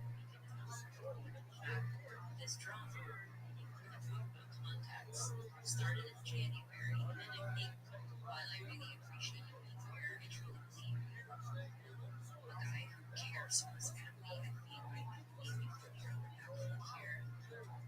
And you feel like your livelihood is under attack. I understand the hurt or the done, but there is a lot more context to what you guys are talking about, which is that we can have.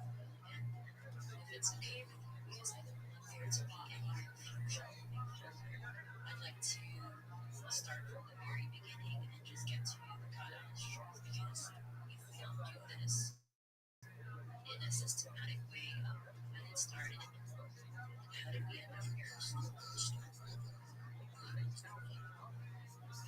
with to start with a trash Tuesday. Because I mean, but here's where it gets conflicted. Those are almost two separate things. Certainly didn't feel that way. And I understand that from the perspective of talk about this all the time. When it goes to the wedding ring, that's where that call came from. And then this stuff that we're talking about with Trash Tuesday. And if I had a time machine and I could go back, I would have called. The reason we're here is because I named this one. And I'll say this right now, to get back to the Trash Tuesday stuff. Let's say, and I'm not saying something offensive, I truly believe neither of them have anything in this room. Maybe someone on your team had it. Well, I'm just taking from my perspective. Yeah, you can't do Because my team is here and That's fine. that's my family. So if you're coming to me saying you're not responsible, but your team is, you're coming from my family. I think these guys are in here. I'm with you on that. I'm with you on that. I'm not explaining that. That is why I'm here. And that is why I'm here. Okay, but That's why I'm here. So, go ahead. okay, so let's you have your own timeline in your head of how this went down, and I have my own timeline. And while I want to believe that those two things are separate, the timing is very suspicious to me. But it's also just they're not separate to me because during the conversation, right, when you guys called me, you and Ryan, right, the trash Tuesday thing did come up in that we kept running. You and I talked about that stuff before all this thing. That's When right. I get into the weeds, you just present a timeline, so I want the conclusion. If we're really here to talk about the truth, I'd like the opportunity to just start from the beginning. Waking up, sun,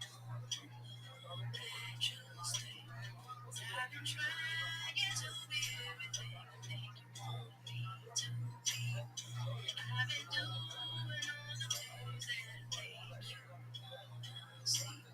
I've been trying to fulfill you with your every need. Now you're falling for a person that's not even me.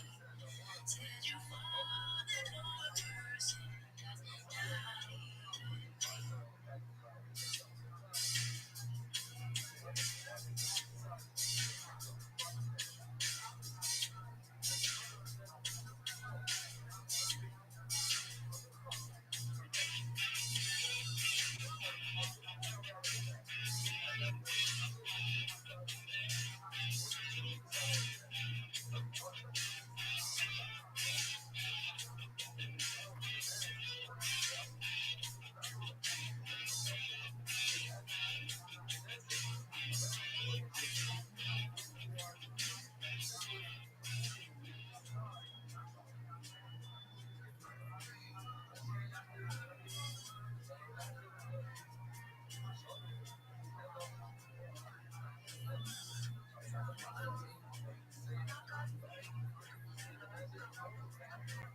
Five, four, three, two, and welcome to your favorite Christian podcast.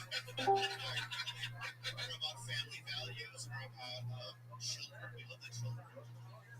We have a guest on today that is something that number one, have to say that I always like to. I always thought you were funny. I've always had empathy towards you because of some of the shit that you deal with on Reddit. I too have a lot of weird things that are on Reddit that I don't read because it hurts me. But I've always only said positive things about you to people, and the people that you do podcasts with, you and I are good friends, and let's give Brendan Shaw a Toronto. Where you get the sun talk. Number one, insane. I just want to open up this awkward podcast. Really, I've got 10,000. Let me start with this. Okay, go ahead. I love both of you guys. If you're happy with me That goes so far with me. Because when I came to comedy, I was a tough son. Still am. So the people that were nice to me, I'll never forget. I'll never forget. Ever. And you know what? I believe you. I believe you. I believe you. Which makes it this a little bit different for me because of what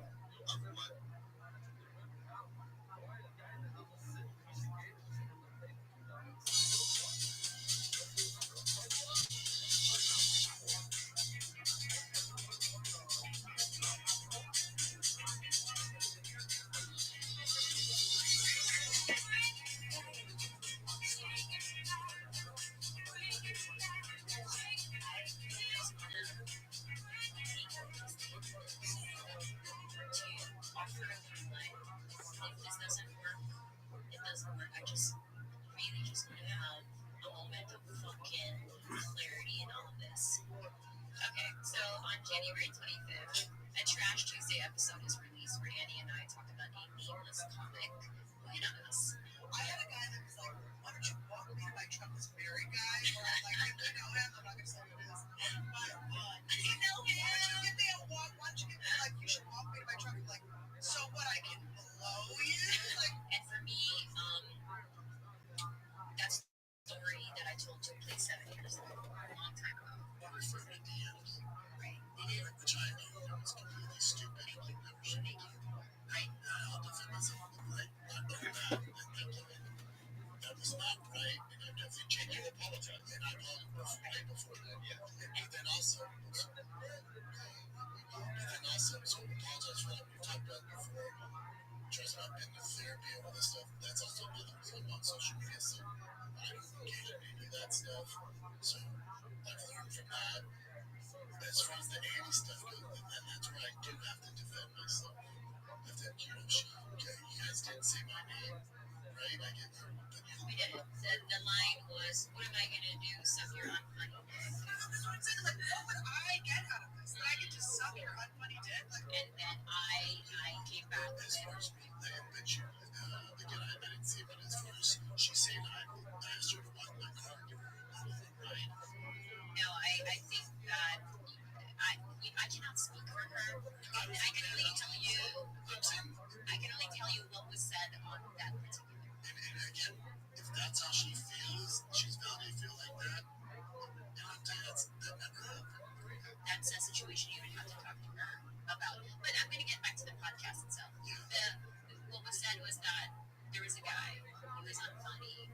I came back with, oh, that's a big clue. Being very good at comedy. And not being good at comedy. And then, That's a so, clue. by the way, I don't want them to be sick. And that's something about a peach emoji. Don't send me a peach. Please send me a peach. I had to say peach. You fucking hack. Like, And then I think that's nice. dude, that's not nice. Let's call your girl. That's not nice. Let's call your girl, see what she thinks. And you know, why do you talk like this? Let's call your girl, see what she thinks. oh no. But I didn't say your name. But it's hang on 1 second, Brendan. Let me ask you this. If we're having this discussion about something that happened in the past and we're having a weekly little girl talk, where is the crime in that? There's no crime. You do whatever you want. Right. I have no issue with that. Okay. Yeah, no issue. I'm just saying, like, is that nice? That's all. I have gone to you and said if I could go back, if I had known that a tiny little giggly girl talk was going to spiral into this, I would have wired my mouth shut. But in my heart of hearts, while you may think it's not nice, and now I admit, not the nicest thing to say, it was just an anecdote. Sure. So that was I didn't think much of it on saying that because hating on someone is just simply not a cancelable offense. That was my justification for it. Who the fuck cares who hits on who 7 years ago? Fake tits then, they were shiny, you liked them, you DM'd me, you said sorry, fuck it, right? Okay, good. However, the outcome of that is that people assumed that we were talking about you and put ham on Reddit, and you received a lot of your team alerted you to the video on the Reddit chat.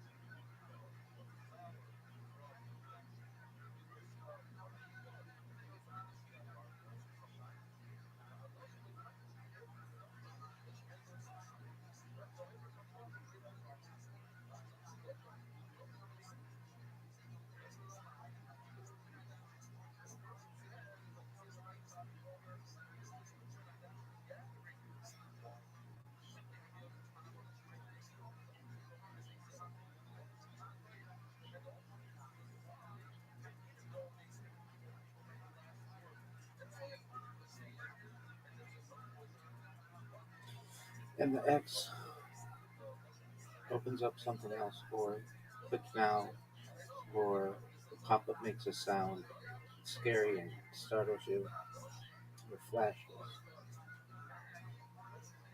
all that kind of stuff. That should be ended.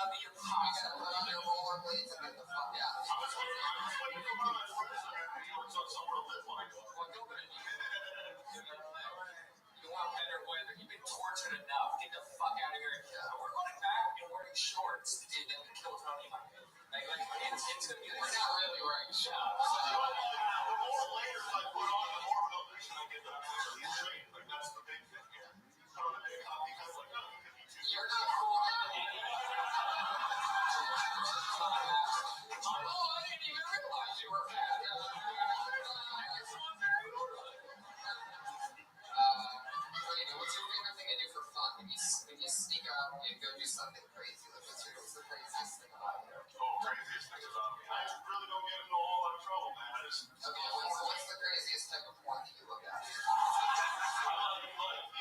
stepdaughter, the stepmom, stepson. So, we just have one on Monday, right? The girl using the stepdad. We need to introduce you to that girl. I don't know if my girlfriend will want to appreciate that, but whatever. Keep So, stepdaughter porn. What do you think it is about stepdaughter porn that you like so much? Not completely the daughter, but it's more or less that like I just turned it on and my dick was like, this is something you enjoy. And I was like, for Molly and old Jews, just more about this guy in the middle of the room. Yeah, he just applauds for stuff that he likes. Catch up. It's that little sliver of West Virginia that you have to drive through. So you're giving us nothing? You're saying you don't do anything fun? You never... mid-20s now, I've just been trying to stand up and like all the taking naps and get right. That's really it. It sounds like you're getting high a lot.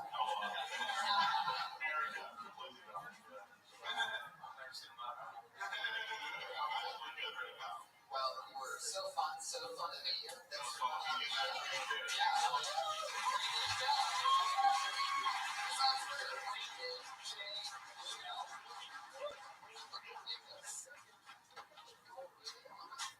We got a couple names left, so let's just get through those, shall we? How about that? How about Shannon Norman, everyone? Come on, guys.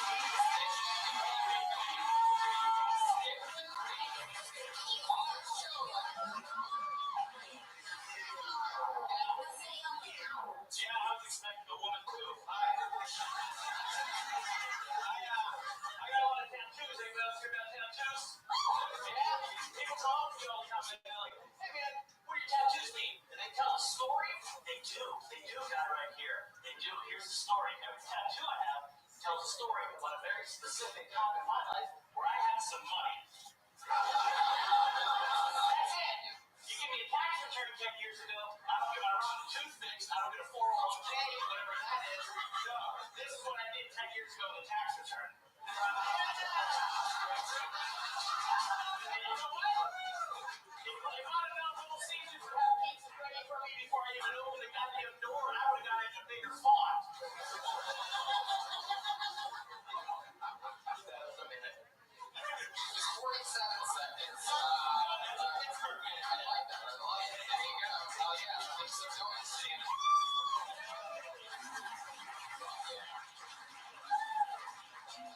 I always look forward to seeing Shannon like where I could have been without meeting my wife and having kids. We're polar opposites. He's into Jesus and being married, and I don't wear condoms, but and I do drugs. So. You don't wear condoms? I always did that. Yeah, I'm not boy. Yeah. That's interesting stuff. I love this. That was the sheep of It doesn't get pulled out. Shannon, how is it? You're talking about not wearing condoms. I don't know. You refuse to. No, it's not like a religious thing. It's more of a scumbag thing. You get a lot of action. Yeah, I have way more sex than someone with my personality and kids should. How do you do that? I don't know. Let's not think about it too hard. Well, actually, I do want to think about it hard. I'm dating a woman a decade my junior. And yeah, I'm 34 by the way. That's not. I mean, I look like I'm 45, but yeah, I don't know. Which is 35. I'm 34. 34. We're all throwing numbers around. And how about your waist size? Yeah. That's it. So Shannon, what do you do for work? Were you a opera singer? I'll show you what I do for work. I don't ever talk about it. I run a sheltered workshop. Domestic challenge adults, young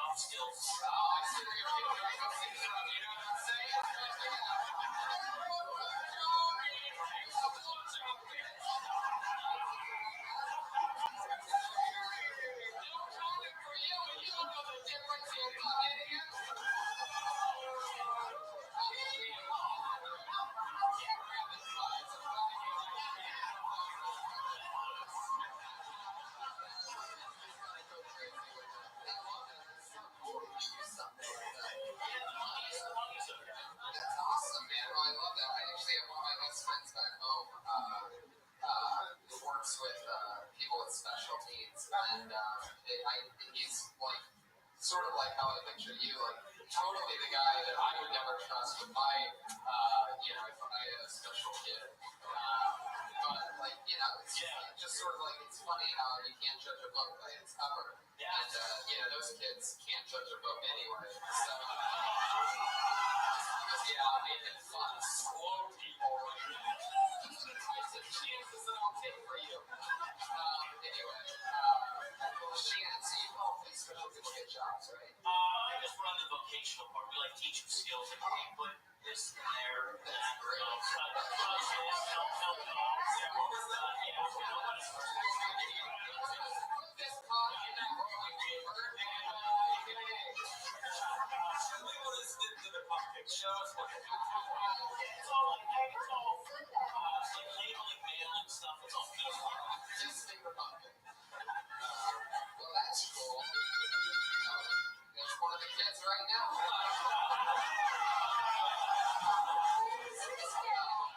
That's so cool. So, like, what's some of like did you ever have like a really smart one, like a Stephen Hawking or anything like that? And you're like, this kid's not even special. He's like genius. No, they're all fucked up. That's so funny. Yeah, they're all really into wrestling. So that's cool. I the exact same. Just like Uncle Shannon. Yeah, it's like the day job is like the night job hanging out with comedians because all they want to do is talk about wrestling too. So it's like fucking retarded people all day. Yeah, I feel really bad when it's transgender. Don't feel bad. Newspaper. This is a safe place. So Shannon, that's interesting. How long you been stand up? How long have you been doing stand up, Eric? Because it's almost the exact same amount of time. No, it's less than that. I don't know, 5 years, I think. Yeah. Seems like it's funny as hell. What else? What do you do for fun? I go to thrift stores. I like that. I'm into that. Yeah. Any cool guys lately? A couple of those Costello records and board games. I collect board games. Yeah. You ever seen Elvis Costello live? Yeah, I saw him open for Bob Dylan at Pitt 5 years ago. Wow. Yeah, it was just him and an acoustic guitar. That's amazing. And then Bob Dylan was fucking like keyboard now. Yeah, Bob Dylan. He sounds like Sylvester Stallone does now. Yeah. All-time great. He just stood at the keyboard. He was like a broken animatronic in the Hall of Presidents in Disney World. He just played that. And that's like a whole lot. Yeah. And Elvis Costello. Moving around. Maybe he had a microphone at one point. Yeah, just yelling. Yeah. I feel like we could have done this podcast without microphones. Since I can hear my mom breathing right now. I always tell my mom whenever she goes to shows that you have to sit all the way in the back because you're too loud. And I didn't realize that the back is 6 feet away. Very vibrant. Fuck yeah, Shannon. So fun. Oh, you gotta love it when you can hear people shit their pants.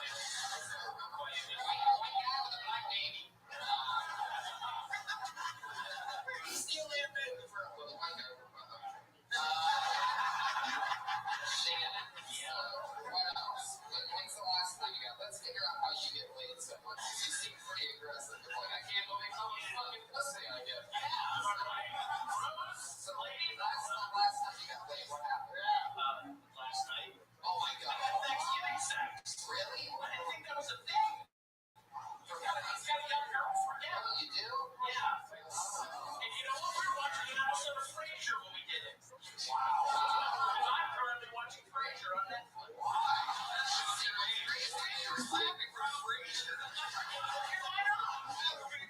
like some well-written joke on Pinot Noir.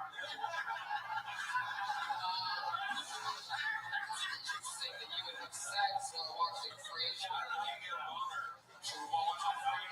by the way, I only watch Frasier while wearing a condom.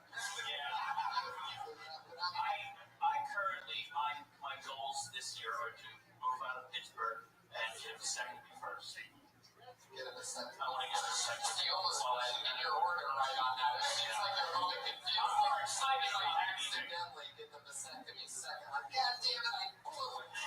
I want to get out of Pittsburgh and get the vasectomy first. I like that. I want to go to American Trust. Well, how are you going to find that?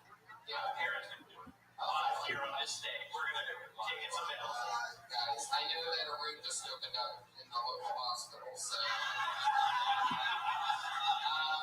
there he goes, everybody. Shannon Norman.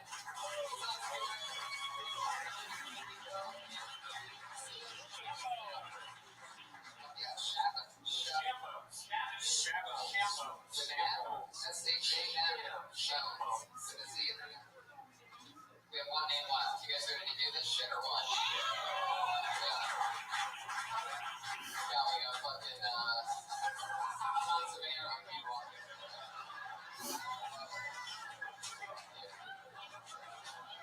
It's going to get back and run his grocer. Somebody's still taking that shit. It's whoever's in the ladies' room is taking a massive shit. It's not on the door. Still over there. My mom's dropping it off over there. So your mom sucks. They don't know about the socks. Throwing inside jokes on a live show. I pulled it out of here on the fucking. It's the final name of the night. You guys ready to meet him? It's his name.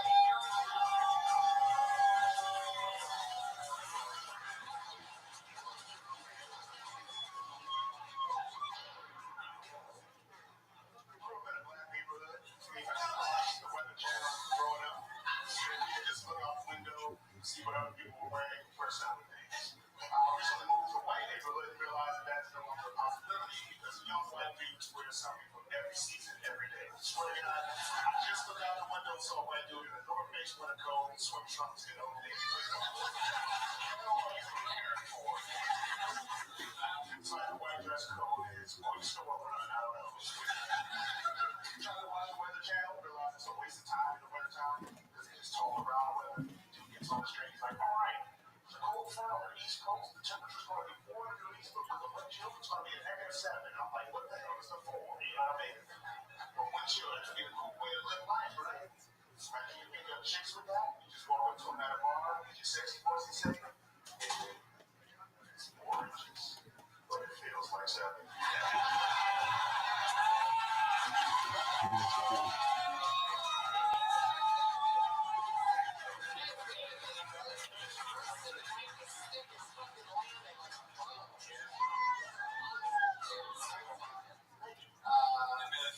Yeah, I can fucking tell. You're 5-6 years? Wow. I can tell, like, when you thought about it, I threw him off with my high projection. 3 years with swagger equals up to 6. I saw him the first time do comedy, and he was so good. And I was like, where are you from? He said, oh, I'm from Cleveland. I was like, how long do you stand up there? He's like, I did Another not. idea, anything that is like that seems like an article or an entry, anything that is disliked is known as a manifesto. And this is on here. This is just it being skewed. Please write an article on this.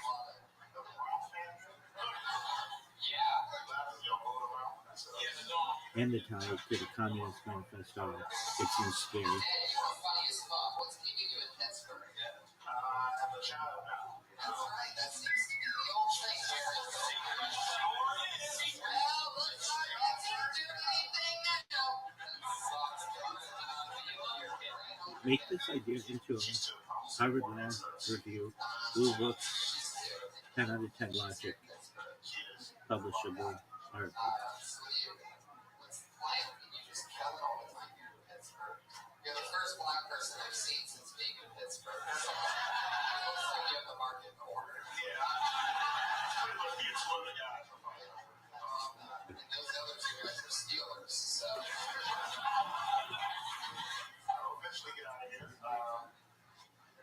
gotta get it setting it up right. You can't just go. I don't have the freedom to just go and just be there. right.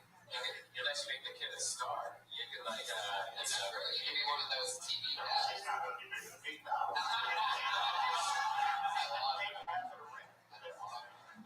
Does she have a cool black name? James Cod, so I don't know where that's going.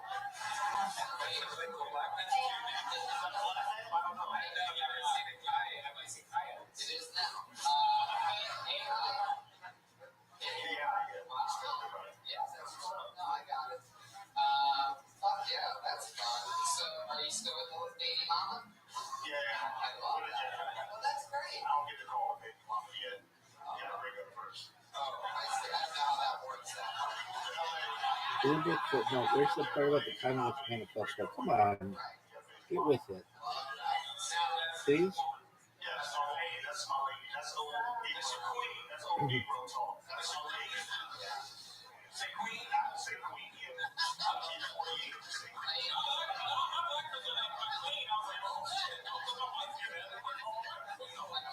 Dude, there should be a Harvard Law Review Blue Book article, just like you've been doing. Don't change, okay?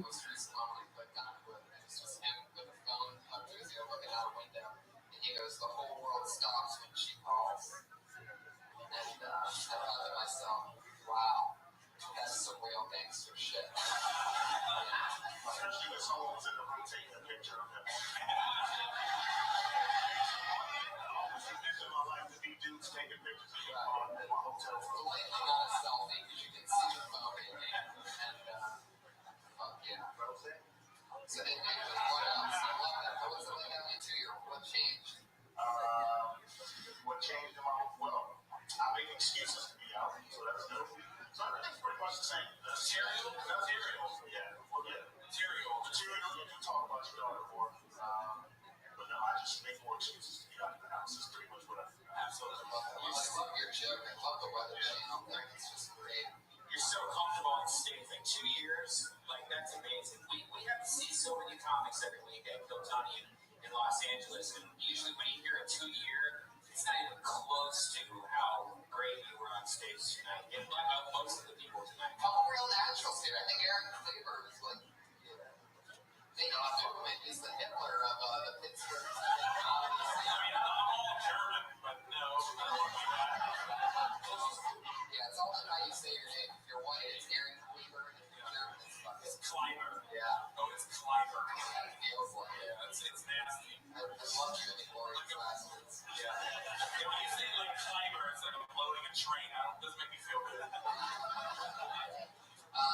Ed Bailey. So, what do you do for fun? You have a 2-year-old now. You ever sneak out and do anything crazy?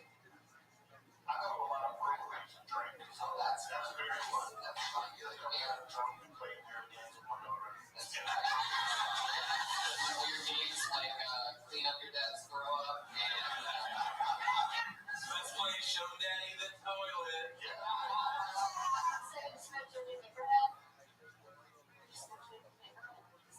No, I made that up for the joke. I don't know if it's all right now, but it's not going to work. And you are so fucking cool and so funny. Whenever you're ready, get the fuck out of Pittsburgh. That's how you know you're good. Is if you told me to get the fuck out of Pittsburgh. What the fuck are you talking about? You fucking maroon? I have fucking dog shit apartment. What are you saying right now? What the fuck is going on in your face? What? Say it again, motherfucker. Repeat it.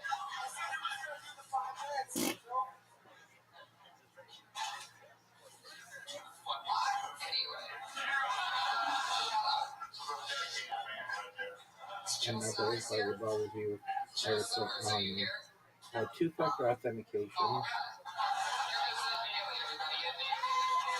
is a discriminatory practice. It may be good for security, but having to have another device or a telephone number inherently discriminated against lower income people because you have to have a phone line, and even if you have like a lifeline or something, you still need to be enrolled, and there should be an easy way to log in without necessarily needing that code.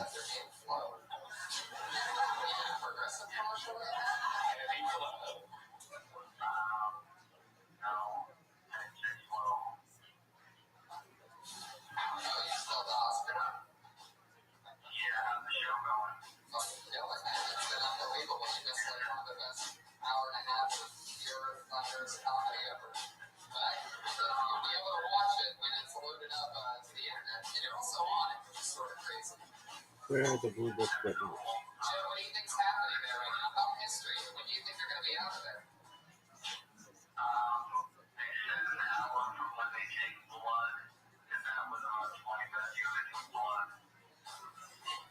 Remember this from now on.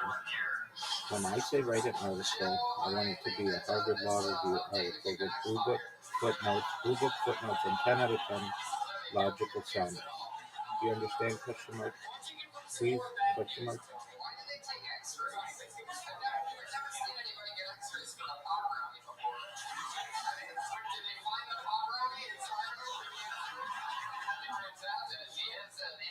Great. Please provide me the publishable article.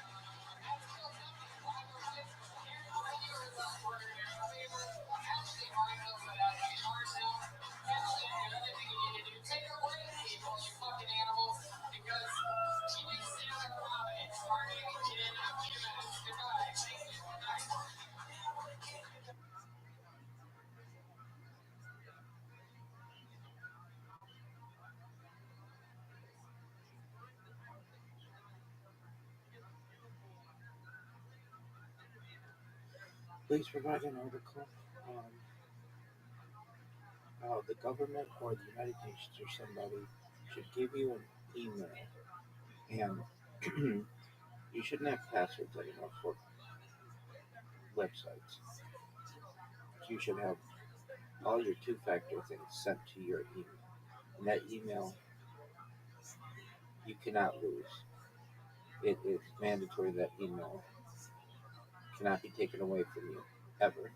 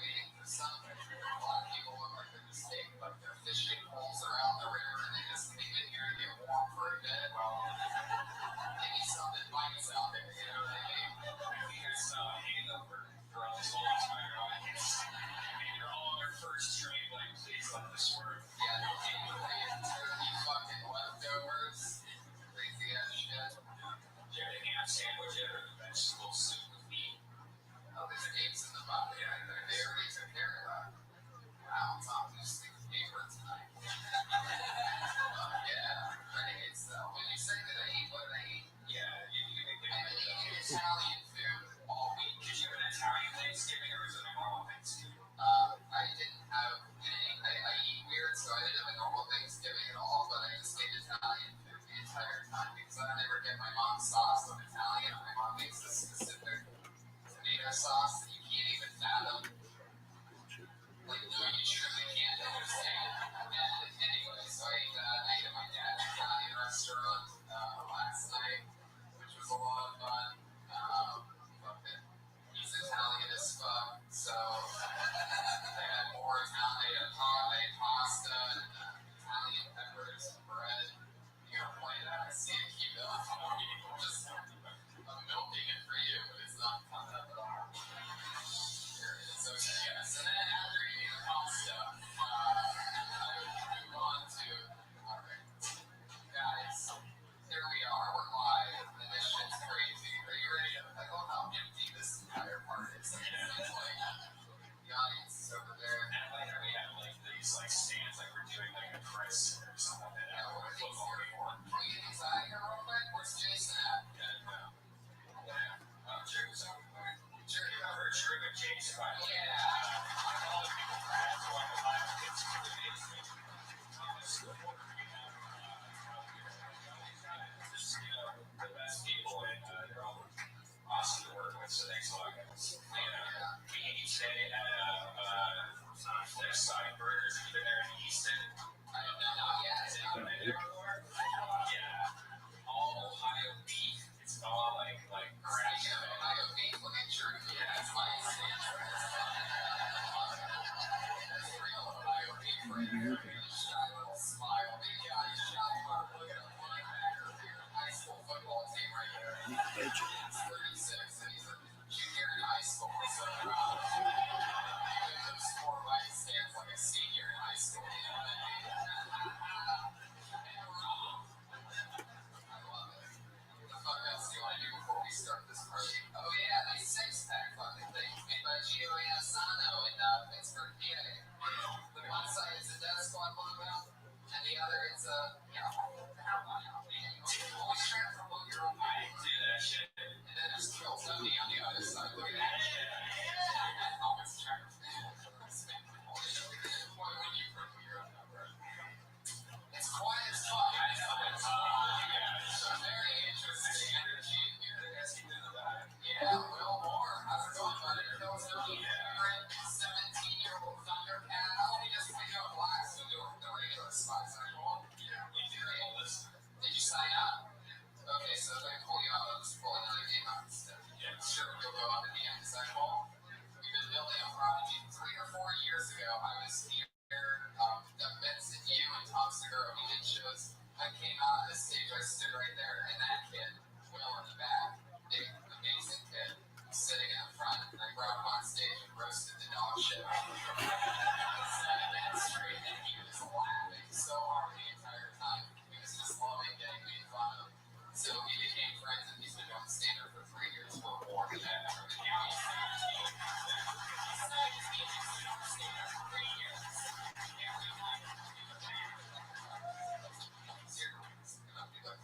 Rothschild. It's gonna be like the fucking, alright, forget it. He's gonna be revenge for you roasting him. He's gonna come back like the Slayer. You're gonna your death thing. Like, oh, you got me. You got me. Like, if he came back and I was like, oh, my deathbed, he'd make me laugh. Right? That was the best medicine. Number 8.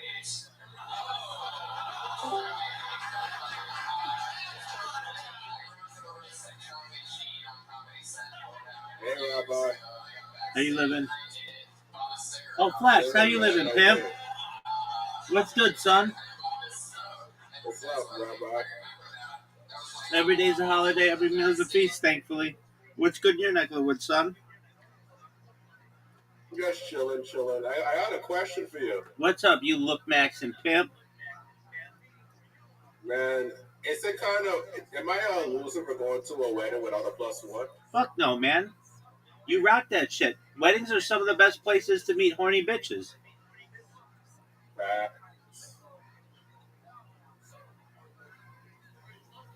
Who's So getting how you being, Rabbi? kicking ass, taking names? Who is getting married? Two best friends of mine. Are they dudes? Are they women? Are they a man and a woman? A woman. There's two men and a woman. Two men and a woman? That like they're having a three-way? Oh no, a man and a woman. My fault. Oh, My you're fault. good. You're good. All right, so you have two friends, a man and a woman, and they're getting married, and they were nice enough to invite you to their wedding, and you're gonna go Yeah, I'm a as groomsman. as a lone wolf, and you're gonna be like, hey, to all the single chicks there, my name is a Flax Life. I'm a kick streamer. I'm amazing looking. I have a great personality, a huge community, and I'd like to ask you on a date. And these bitches are gonna be dropping panties like you can't believe. Thank you, Rabbi. I needed to hear that. You're right. 100%, dude. Like, of all of the events, all of them, weddings are the best places to meet women. Like, no doubt. Have you ever seen the movie Wedding Crashers? Nah, I never seen it. Oh, dog, you got to check it out. It goes into all of the psychology of how women go to an event, especially if they're single, like a wedding, and they want that to be them. They get horny. There's all kinds of love in the air. There's alcohol. There's dancing. It's a great place to pick up chicks, dog. Nah, I need to get me a chick. It's time. No, yeah, but at the wedding, don't bring a wed. Don't bring a girl. It's totally going to be a letdown if you bring some random chick who you don't really care about, as opposed to going there, you look cool, people be like, hey, how do you know the bride or groom? And you'd be like, I know both. They're both my friends. I'm amazing. Do you know about Kick? Do you know about a Flax Life? Do you know if Flax Life knows Rabbi Rothschild? They'll be like, no way, you know Rabbi Rothschild? You'd be like, oh, yeah, he and I go way back. And they're like, wow, do you want me to take my panties off now or in the car? And you'd be like, calm down, baby. Okay, that was funny. Nah, you're right. I'm gonna say that. 100%, I'm dog. gonna say that. So how have things been on Kick? It's been the same old, same old. I've been getting harassed. People telling me they hate me. You know. Yeah, welcome to the club, Big Dog. Why do they hate you? There's this one time where, like, I quote unquote turned my back on my community and time and banned everyone, and now they have a vendetta. They hate me, which is like, yeah. All right, well, you don't ever want to do that because you need your community. But okay, so what do you So wait, do you think I was in? Wait, I didn't mean to cut you off. You think I was wrong for banning my community? you banned everyone in your community?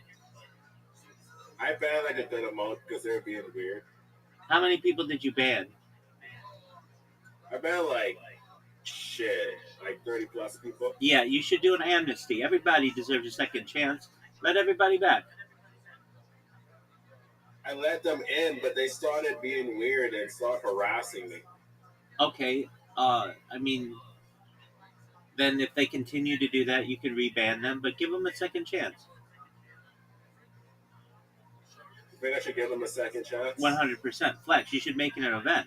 You should call it Flax Amnesty. You should literally go through all your banned users live on Kick, and you should unban every single person, every rabbi account, every other bot account. Just unban everybody.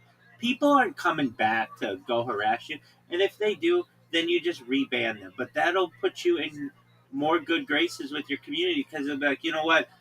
Flax gave everybody a second chance. Maybe this time around it'll be different, and especially that core group of people who you've been, they'll recognize that like, hey, we're all getting a second chance.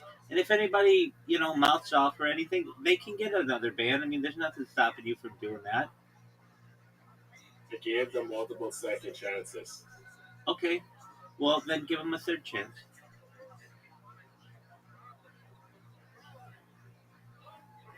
Rabbi, how you been living, man? Dude, every day is a holiday, every meal is a feast. My question for you is this: What's up? how permanent do you want your bans to be? Like, basically, you're just turning away viewers. And I understand they can get annoying, and that's cool. So you reban them. No big deal. people who spam you, you reban them. But everybody else, you might get some people who are like, you know what, I was having a bad day with Flex. They wait. Okay. What if they were dogs? What if they were doxing my brother? Being weird, bringing up a girl who I used to be with, and stuff like that. Okay, so the doxing thing, you can report them to Kick for that, and Kick will. Hey, I don't think they care. I tried. okay, you are a big enough streamer on Kick that all you have to do is go to support@kick.com and you say to them, look, here's a screenshot of what they said, my brother's address. I don't like that. Please address this issue with this streamer or this You think I should user. start stream? Maybe you should start streaming on Twitch, Rabbi? Dog, I've been telling you for a long time, you need to multi-stream. So you don't recognize it, but you're a big time streamer. You're a big fish in a small pond. Why not increase your audience by 4 times and multi stream using Rumble Studio, which is free, on YouTube, Rumble, Twitch, and Kick, all simultaneously? You'll get 4 times as many people interacting with you. The thing is, most of my viewers say they're not going to Twitch or any other site. They stay on Kick. Wait, hold on. You don't understand. When you multi stream on Rumble Studio, your chat is unified. So they can watch you on Kick simultaneously while other people watch you on YouTube. And whenever somebody on Kick says something, there's a little green thing next to their name so you know it's from Kick. Or if they do it from YouTube, there's a little red thing next to their name. Or if they do it from Twitch, there's a purple thing next to their name. Or if they do it from Rumble, there's a Rumble thing next to their name. But you know exactly from where. What's it called? It's Rumble called Studio? Yeah, dog, and it's amazing. Oh, I might try that. Dude, not might, dude. There is no may. There is only do. Rabbi, do you think I'm a bitch? My chat say I complain I'm a bitch enough. They say that's why I don't like my chat. They think I'm soft. No, I mean, anybody who streams enough can get annoyed with people, but don't be stubborn. Literally, you should be creating a Rumble Studio account right now, not sitting on your thumb like maybe I'll do it. That's a good idea. I've heard you talk about this for a long time. You need to create a Rumble Studio account right now. Then what you need to do is you need to connect your YouTube and you need to connect your Twitch. And then what you do is connect your Kick. And then when you go live on Rumble Studio, you go live on Kick, you go live on Twitch, you go live on Rumble, you go live on YouTube, all at the same time. I might try that. There is no may. There's only do. You should just say to yourself, you know what? I'm going to do it. It can't hurt. Why am I doing all this work on Kick? None of my streams are getting archived. That makes it difficult for people to clip me, long, like more than 30 days out.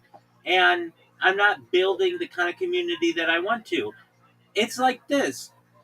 If you are trying to put out a fire, do you want one hose doing it or 4 fire hoses doing it? It only makes sense. 4 fire hoses. That's more interaction for you. I like that. Like right now, you're just pissing on a fire. Kick is small, and they don't care about you. They care about clavicular. They care about people who are bodying themselves in huge ways. So you need to expand your community. And the best way to do that is to give more people the opportunity to be able to see you. And multi-streaming is the way to do this.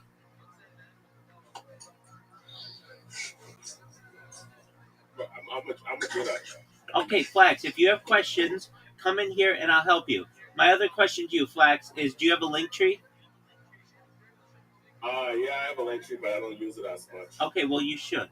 And you should put all your links in there for Rumble, YouTube, Kick, and Twitch. And then whenever anybody is watching your stream, at least once an hour, you say, hey, I'd appreciate it if you go to my link tree, linktree.com/aflaxlife, and follow me on these platforms. I'll follow you back. We'll continue to grow together.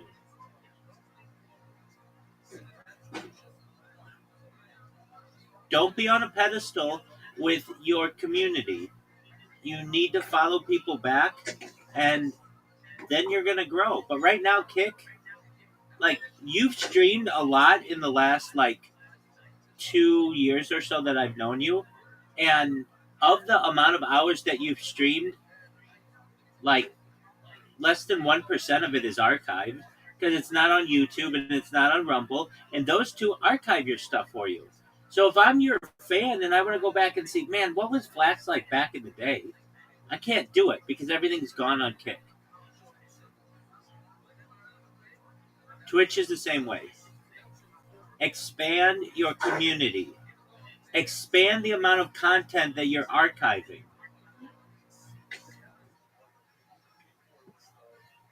Rabbi, do you think I should quit streaming? Absolutely not. I think you should do it more. I don't think you do it enough with Flax Life. But what if it gets hard?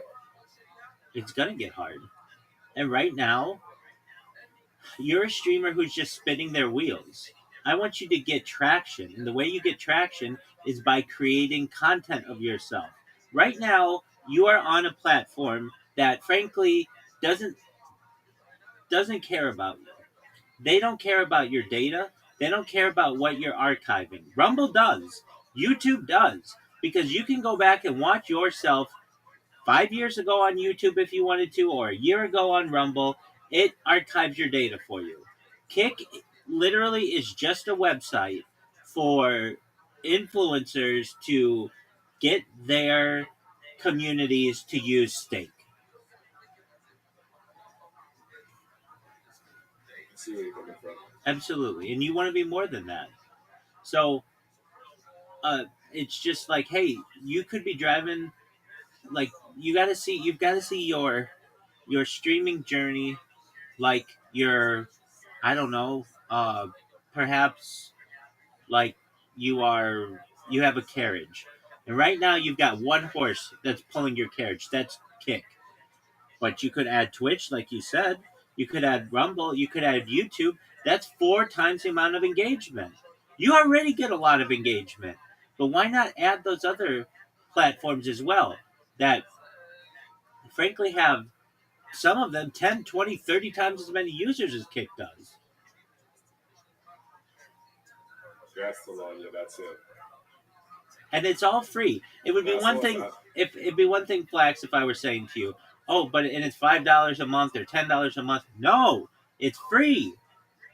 You should have done this a long time ago, but it's not too late. It's still very early in the game. So you go to Rumble, you create an account, you get a Flax Life. You do the same on YouTube if you haven't already, which I'm sure you have. You do the same on Twitch. All you do is link all your accounts. You go live on Rumble. You'll be live simultaneously on Rumble, on Kick, on Twitch, and on YouTube. And then you're going to get 4 times as many people watching you. It's very simple. I can't put it to you any simpler than that. I feel you, Rabbi. I feel you. Excellent, big man. All right, Flax, I've got a friend here. He and I are going to watch a documentary. You go do good in the world, God willing. If you need help, I'm here to help you, okay? I got you, Rabbi. Have a good night. You too, Flax. Take care, my man. Peace, peace. Peace. What up, Riser? How you living, pimp? Yo, that's good. Dog, I created a killer bot today. This thing is baller. It's gonna take over the world. So, what it is, it basically creates like huge Wikipedia articles for me. Not on Wikipedia though, on my blog. Okay, so normally like a topic like I don't know, hypercomputers or quantum computers, its its Wikipedia article is like, I don't know, maybe 1,000 words or something like that. What my bot does is it takes that Wikipedia article and then creates 100 outlines for subtopics within that Wikipedia article. So, like maybe I don't know, like the one it's working on now: quantum hardware control electronics and signal chains and gate-based quantum computers. And you're like, huh? It's like it. I mean, you can see it if you go to Rabbi Rothschild Wikipedia. .blogspot.com. You can see it working right now.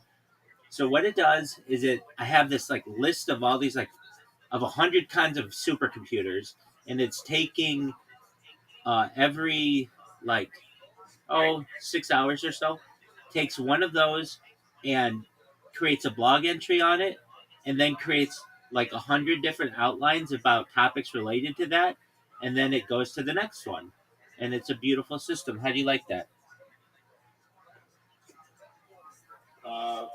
I mean, yeah, that's a cool idea. No, it's still it's How still. do you actually like, get people to like your blog? What'd you say? How do people actually like find like why? Like how do people? Yeah, Like so how do you get traffic to the actual blog? through Google. Wouldn't you be like attracting like quantum computer people anyways if you were about that stuff? Well, through Google, but it's topics that I like the Bering Strait Tunnel and sea scrapers, that kind of futuristic stuff. So there's only limited amounts of articles or anything on like sea scrapers, unless you like go into like the deep like academia for like architectural journals. There isn't just like one blog that has 100 different sub articles of outlines on sea scrapers on how do you get rid of waste in a sea scraper, how do you generate energy in a sea scraper, how do you go how do you deal with seismic activity in a sea scraper, all of those things. And my blog bot does that, and it's really efficient. Like it creates a new outline every 45 seconds through ChatGPT, and it moves slowly enough that it doesn't like ChatGPT doesn't say you've run out of requests today. Try again tomorrow. It's very slow, not very slow, but like it takes it like maybe 2 minutes to create each one or so. So it's pretty baller. What are your thoughts? Yeah, I mean, if you think it'll actually generate traffic to the blog Um. through Google results, wouldn't it be on like a Oh very yeah. Oh far yeah. off? It already does. Yeah. Like, um, because a lot of people think I have a Wikipedia article, and I don't. And the reason why I don't is because Wikipedia is very, very touchy.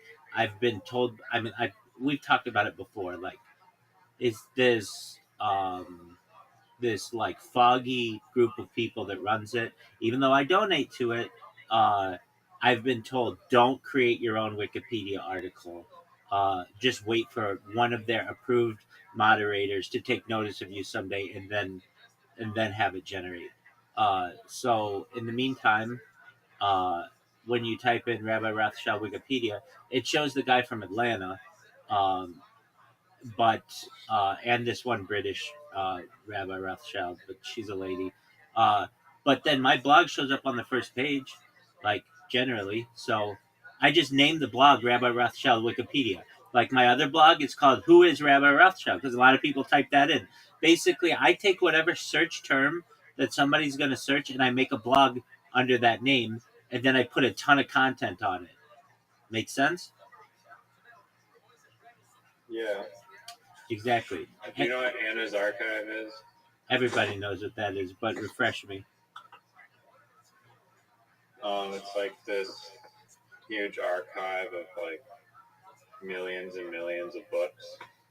You look Oh yeah, into yeah, that. yeah. I do know what Look that on is. Google. I do know what that is. It's like a digital library, right?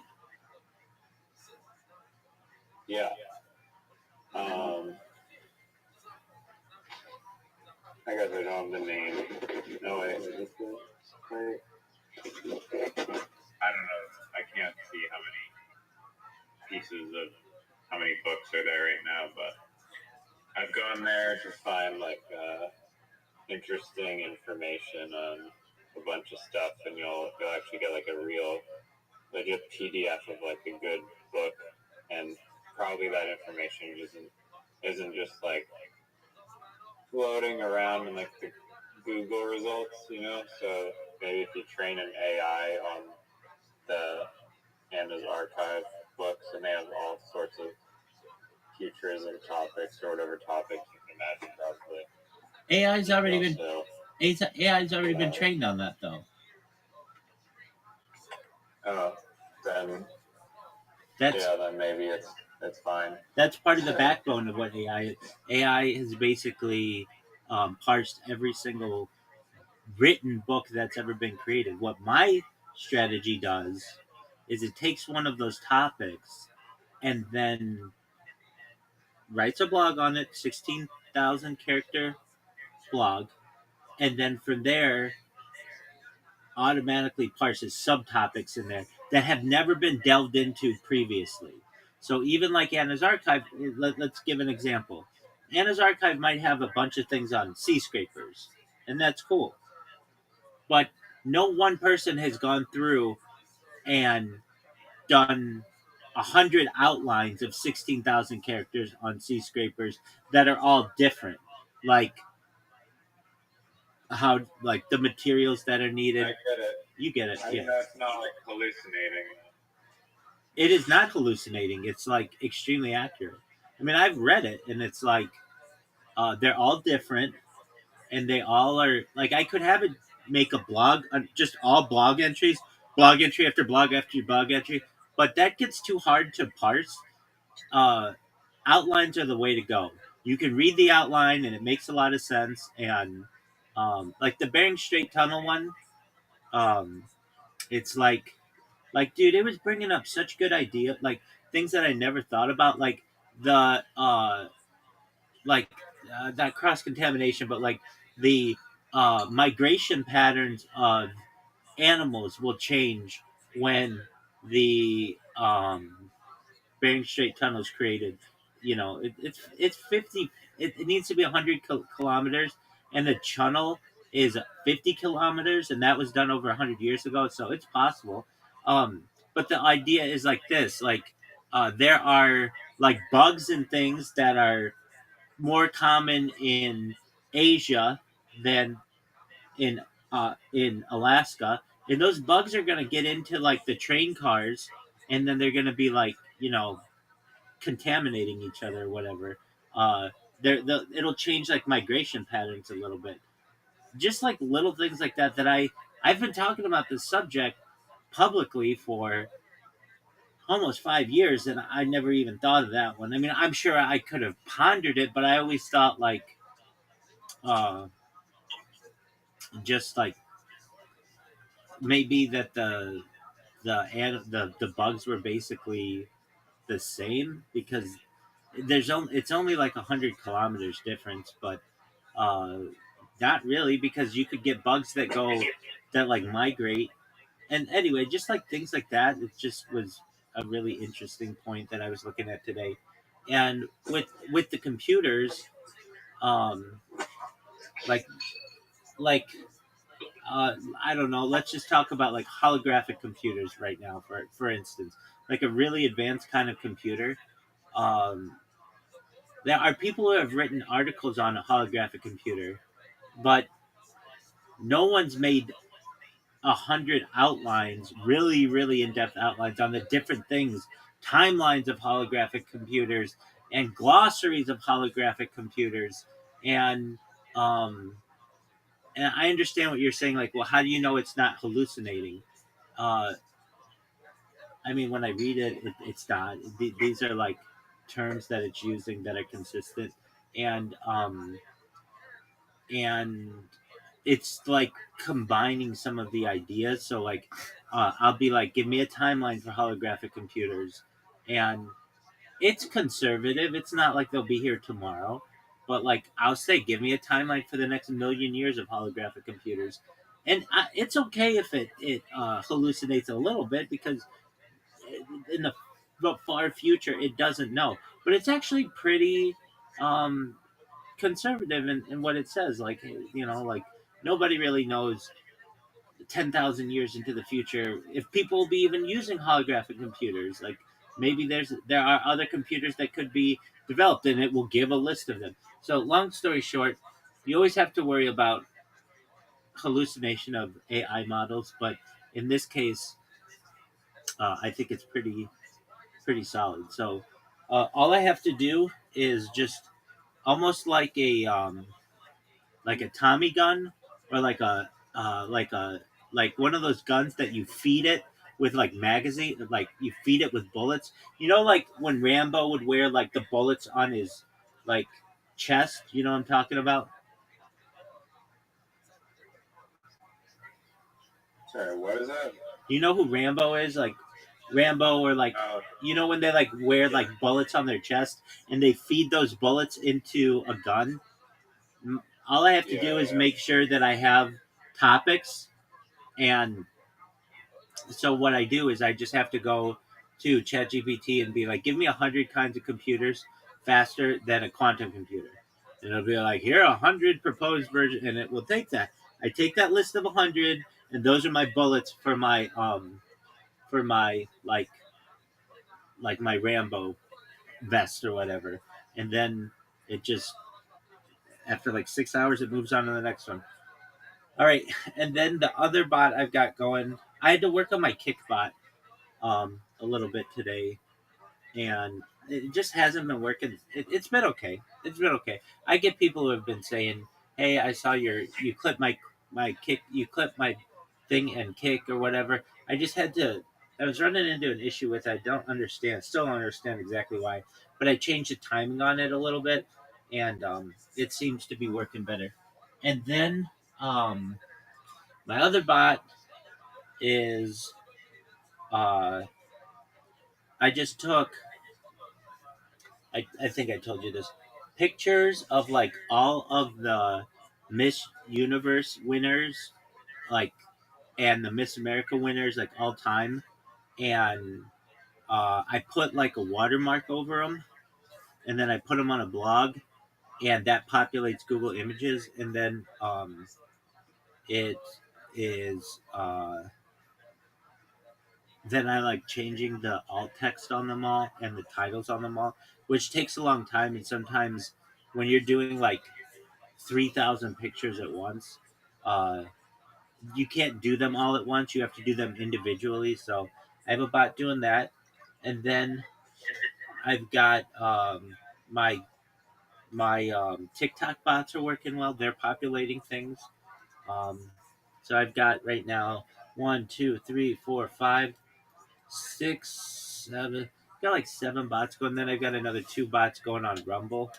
I could have more bots going, but uh, they sometimes on some of my other devices don't work as well. So I'm kind of the bot king. I think it's pretty baller, and that's what I've been doing. How was your day? That was good. Apparently, Anna's archive is being sued for like $322 million. Yeah, this is I heard about this from for trademark or for copyright infringement. Yeah, but the site's still up on the shadow links and whatnot. How do you even sue these people? I assume that they'd be operating like anonymously. But Yeah, I mean they just basically go after their ISP, and the ISP will have to shut it down. yeah, court order. Exactly. Um, but I'm looking mine, at the futurism books. but mine is all organic, and it's not copyrighted because every single entry is new. Like it's not nobody's ever put these words together before. There's like apparently like a surge of like AI schwab books that are like people are selling AI books on Amazon now. I've done advertisements for them, I've seen that and too. it's just clearly entirely AI, and it's I hate it so much that I'm like, wait, should I be doing it? Am I stupid for not doing it? And then another thing is people are spamming out Spotify songs with AI crap, and I feel like if you could make like a sick sleep, like if you make like sleep playlists, like those people like fall asleep to them, and Right. there will be like like white noise or something, and because the listening time of those songs is like 10 hours long, you apparently just make a bunch of money doing it. But I think it'll just become so saturated where it'll be hard to. That's what stand out. that's what Jayski does. He lives pretty close to Hollywood, and he just takes video of Hollywood Boulevard, and then just lets it play. And like Miss Aquarius has one of those going right now. The issue that occurs with those is advertisers recognize that yeah, the person's watching it for 8 hours, but they're not conscious during it much of the time. But that doesn't always mean it. You know, sometimes people just listen to it as white noise while they're studying or something. So, um, yeah, if I were you, this is a really good idea. You should start a YouTube channel that is dedicated to soundscapes, and you could just even just take open source or open uh, video that's out there of like traffic, and then just the waves on like a tropical island, and rain, and you make a 12-hour video of this, and you put the labels on it, and people eat that shit up. I listen. I have 12-hour videos that I listen to quite often. There's J Ski right there. So he he will I would J Ski, if you can hear me, we're talking about those long videos that you make, like the ones you're making on Hollywood Boulevard. And then Miss Aquarius is doing it. J Ski each night puts on those long videos when he goes to bed. And so yeah, Riser, I think that's a really good idea. I have no interest in doing that, but I get that people are doing it. Are you ready to watch Air? I would rather watch Michael, but yes, I'm ready to watch Air. Maybe we can watch Michael later. We have to watch that with Zoot. Zoot's like, that's illegal. I'm like, Zoot, you're the one who created super gonorrhea by going to the adult arcade and didn't tell anybody about it. He's like, that's not illegal. You only have to tell them if it's AIDS. I'm like, oh, okay. All right, excuse me.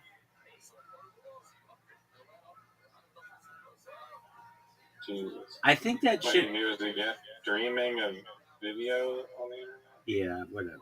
Who knows? Anyway, we'll say this is a newsworthy event, and that'll be good. But yeah, um, so I am ready. Uh, I saw this movie. The first time I saw it, I've only seen it once. Was during the pandemic, and I immediately thought it was one of the best um, biopics that I've ever seen, especially because you never see Michael Jordan's face. And I think that's a really cool element of it. Like a really cool way to do the movie, because it's like, who could play Michael Jordan? Like, he has a really unique face, and he's still alive. And the answer to that is don't don't ever show his face, just show his parents. Is this the right documentary that I have up? Michael Air Jordan? No, just a moment. Okay, I need the name of it. It's called Air.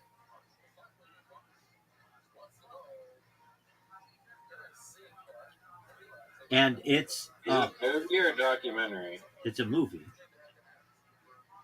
Oh, I thought it was a documentary. No, no.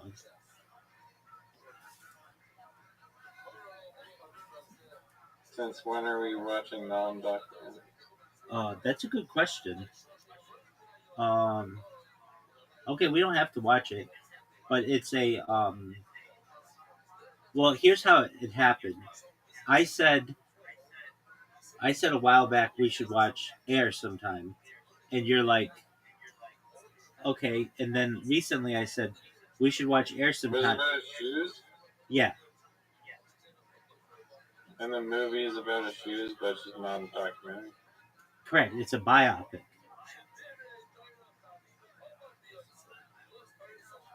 What the fuck is that? It's a movie like a biography of someone. Oh, So that's why. so it's not really like fiction. No, it's true. That's why I like kind of consider it to be Oh, like. I never said that it's a documentary, nor do I see it as a documentary.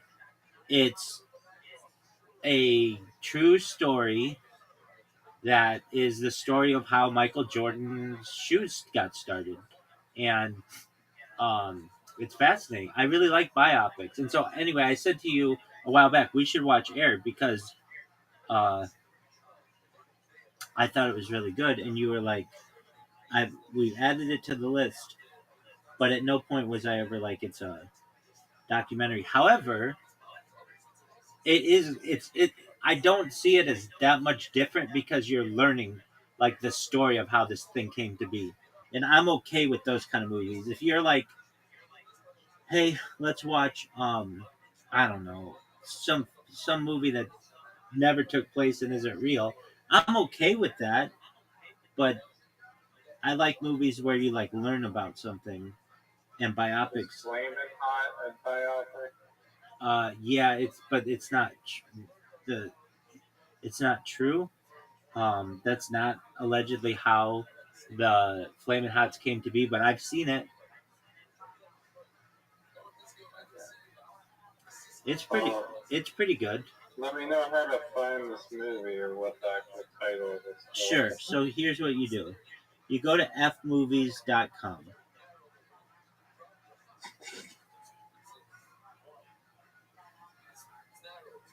Oh, pardon me. fmovies.co. Just type in fmovies into Google. Fmovies.com is a porn site. Gotcha. fmovies.co.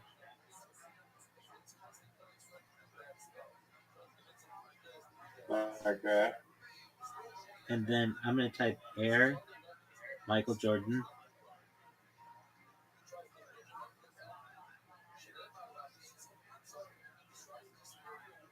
And it's not available there. Oh, that's tight. Okay, so let me just find another one. Air Michael Jordan.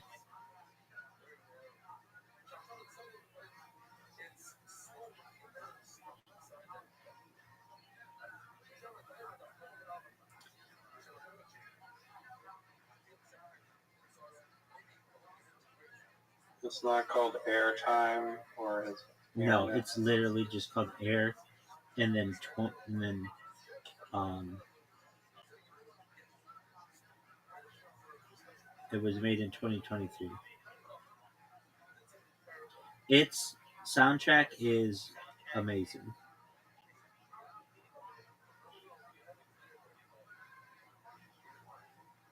Oh, it has Ben Affleck in it? and Matt Damon. Okay, I think I have it. I found it. Tight. Good job.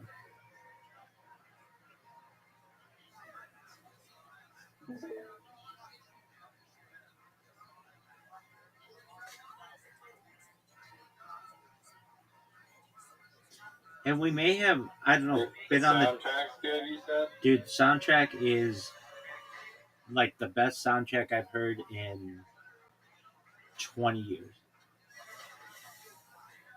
Damn. What were you gonna say? Um, I think maybe we got onto the biopic discussion because the Michael Jackson biopic.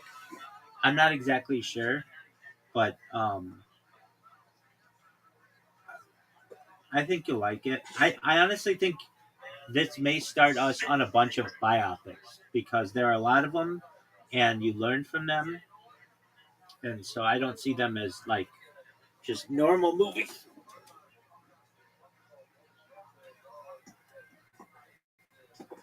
Yeah. I mean, the social network apparently is biopic, Oh yeah, for sure. but it's just like, I don't know, probably like engineered more to be like follow the movie, but I yeah, but I like those movies too. I'm pretty sure.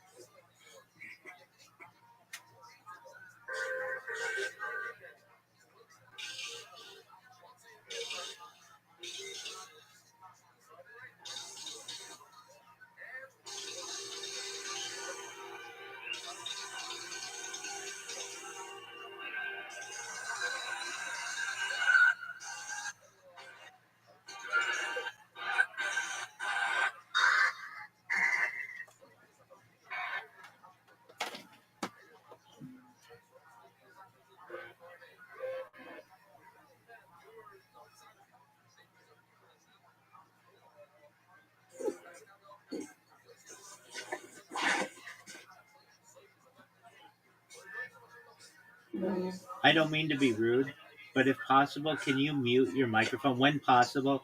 Because I don't want to get a copyright strike.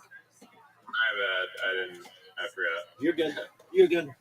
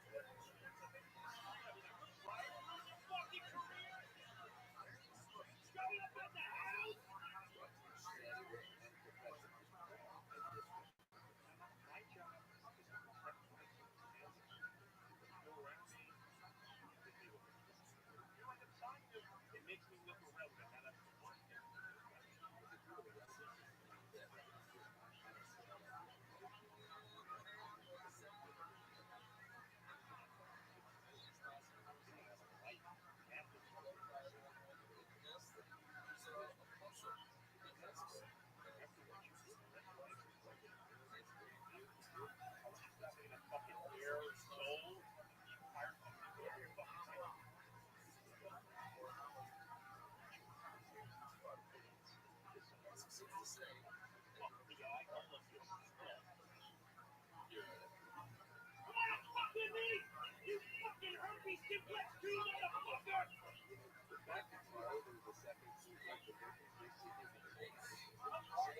Everyone has herpes.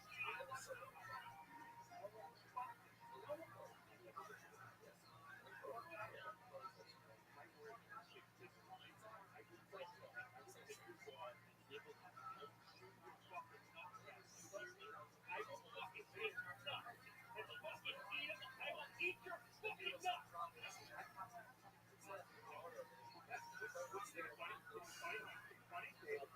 Okay, we're on the telephone. 2,000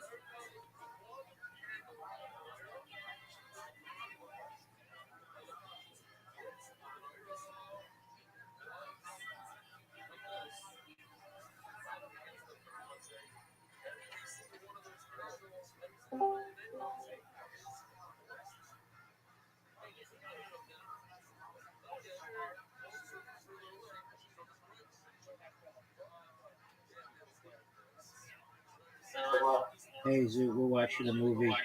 It's Air. It's the Michael Jordan shoe biopic. Michael Jordan? Correct.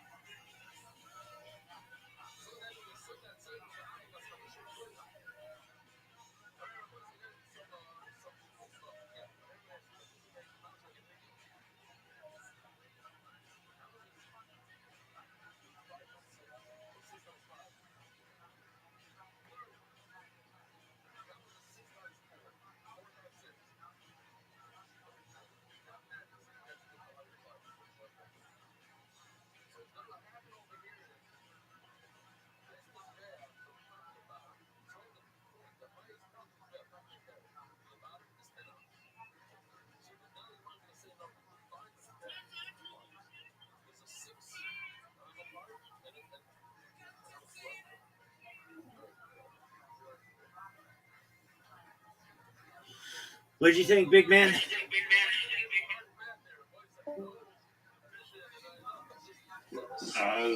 It was okay. Like it was wasn't bad. It was very like movie-ish, I guess. I didn't find it like super exciting, really. Like it was like I don't know. It was just it just wasn't like super duper exciting, but it was interesting enough, like storyline. Dog, that is the movie with the greatest soundtrack of all time. It has Money for Nothing by Dire Straits, Blister in the Sun by Violent Femmes, Ain't Nobody by Rufus and Shaka Khan, Sister Christian by Night Ranger, All I Need Is a Miracle by Mike and the Mechanics, I agree. It had a good sound.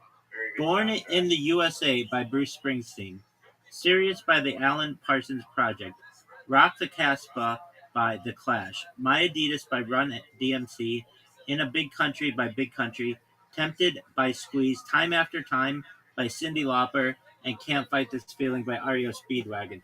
That's the best soundtrack of any movie ever. Is that because Amazon has like the rights to those songs, or did they pay out a bunch of money for it? I think a little of both, and then also that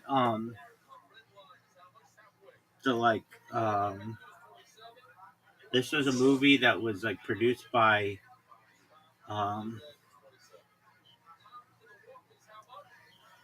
just a moment. Skydance. That's the Larry Ellis company, which is like another. They're like buying up everything. So they had like so much money in it. And I bet Michael Jordan was like, look, I don't let anybody do a movie about me. And so if you're gonna do a movie about me, it's gotta be basically like It did not have me in it at all. it better not have me at all. I mean, yeah, what right does Michael Jordan have to even say no to a movie being made about him? It's not. It's called freedom of. He wasn't even in the movie. Yeah, but they use his likeness, so they have to compensate him for it. They used his voice for like one little clip. Yeah, they said hello, but they use his likeness with all the posters and stuff. Okay, true. Well, I'll be honest with you. I thought you would like it more, but that's okay. I mean, you can't like everything. I didn't think it was a bad movie per se. I just didn't find it like the most exciting thing ever.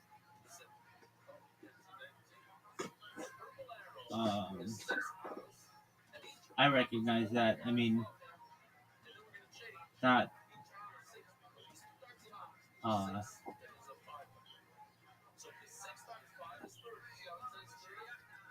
I mean, I don't think I said it's like the greatest movie I've ever seen.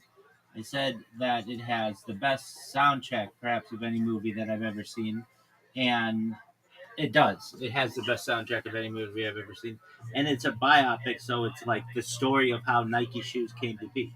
So you learn something about it, as opposed to it just being like about like a fictional story. Yeah, no, that's true.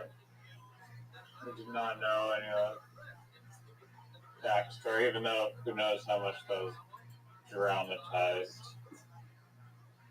Probably a little bit dramatized there. Yeah, I mean, but even documentaries can be dramatized as well.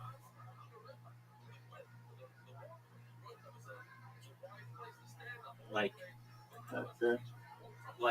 That OJ one that we watched. It's like definitely has a bias. All right, my question to you is this: are you ready to lose in literati? Yes or no? I'll wait. Yeah, I was literally going to ask you the same question. Okay. Please bear with me just a moment. I have to restart one more device. And That's fine. Everyone's used to waiting on you. yeah, I know how it is. Dog, that It's a soundtrack given. that soundtrack is so fire. I in my I was listening to that song time after time, like a few days ago. That's a good song. it's amazing. Cyndi Lauper, absolutely. Yeah. Yeah, dog. She has this one song uh, that was very controversial at the time. It's called um, like something Bop. It's about female masturbation, and it was like very controversial at the time. And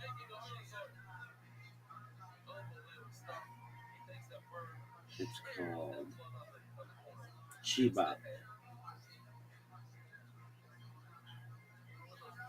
Now let me make sure. Yeah, controversy leading to its inclusion in the Parents Music Resource Center's Filthy 15 list, which ultimately contributed to the creation of the parental advisory sticker.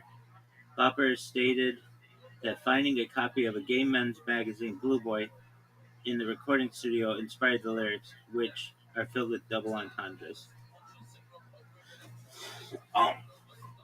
But like that's like the first song that was this. There was like any kind of discussion that like women even masturbate, and I would not expect that from her. yeah, and she has this music video that like I think vibrations are really powerful, especially sexually, and she has this music video that's like it shows the like wiggling of the tail of a motorcycle, and I think I've said this before, but like at one time in my life, I was slaying a dick and slaying a bunch of chicks, and um, I went to Amazon and ordered like the top 3 or top 5 women's like sex toys that were um, by their rank, and some of them were. I got one of them right over there.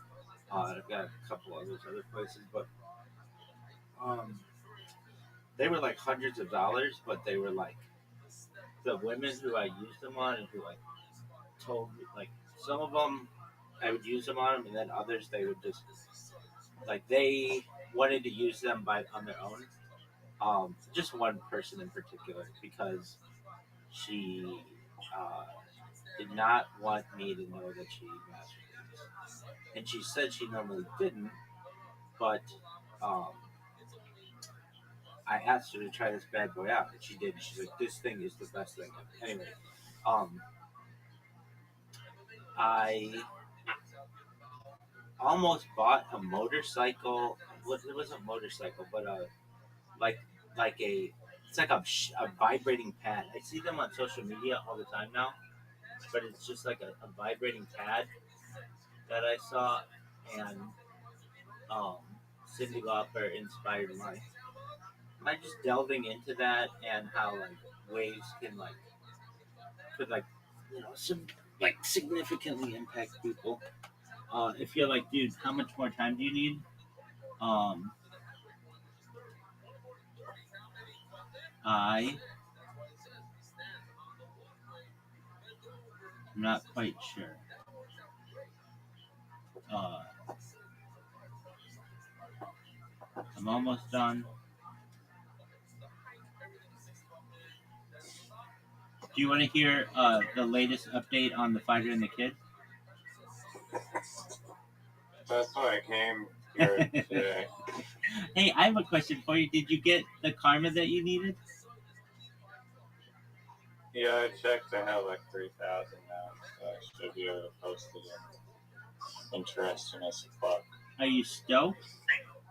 And other 3,000 karma groups. Are you stoked? I am stoked. Okay. Dude, I think interesting as fuck is a good one for you to do.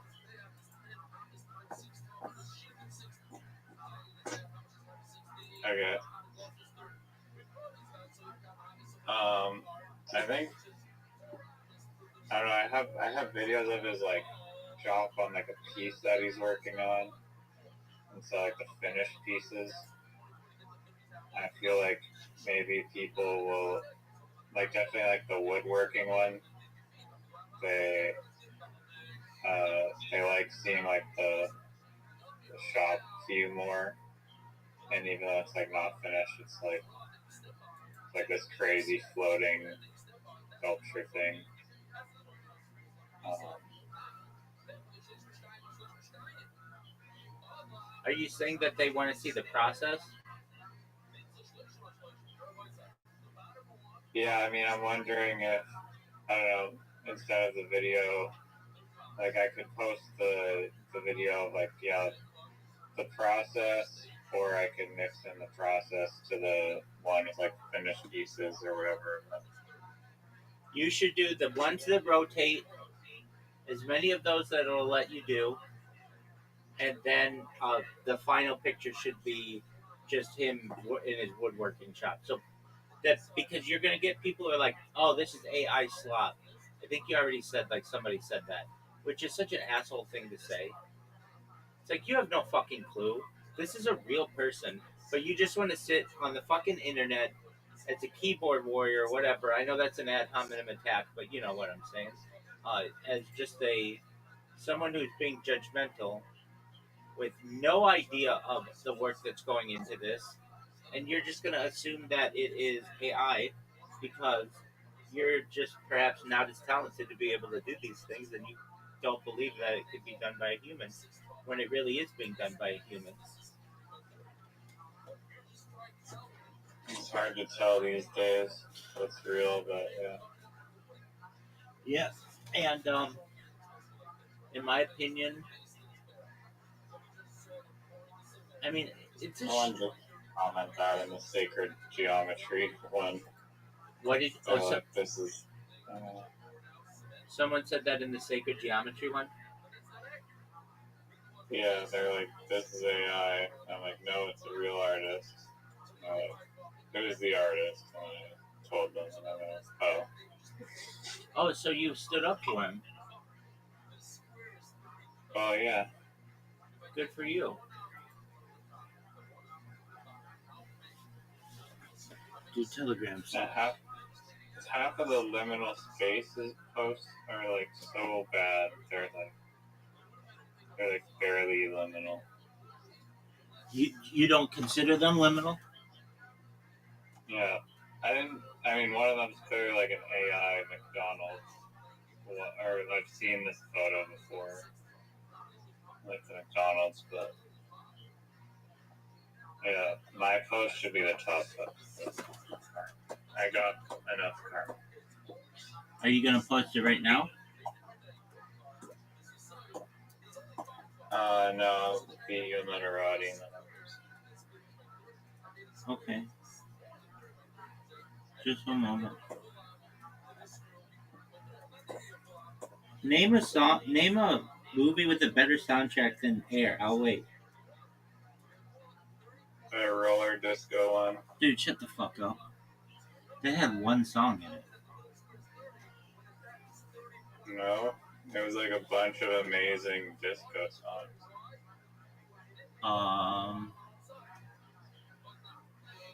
They did not have that many good disco songs. Maybe it did, but I don't recall. Now I have a question. Yeah, I mean, it had famous more. Not. It's hard. I don't know if there's one with more like famous popular songs. Right. I'm in agreement with you. That's what was a shock to me. And you're right. Like, it's not that exciting of a movie, but I think it has some. Um, Definitely has like an interesting like story of like how. Think of this movie. It reminds me of like this one movie that was like almost. It felt like just like the same exact like format, like the way it was shot and told. Um, Maybe it'll come to me. Was it a real movie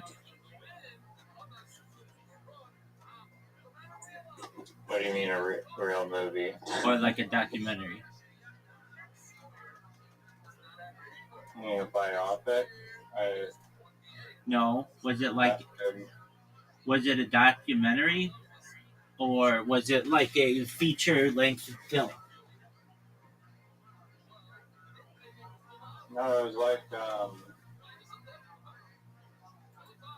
no, it was like this Air movie, like probably based on like real events, but like this like, movieized.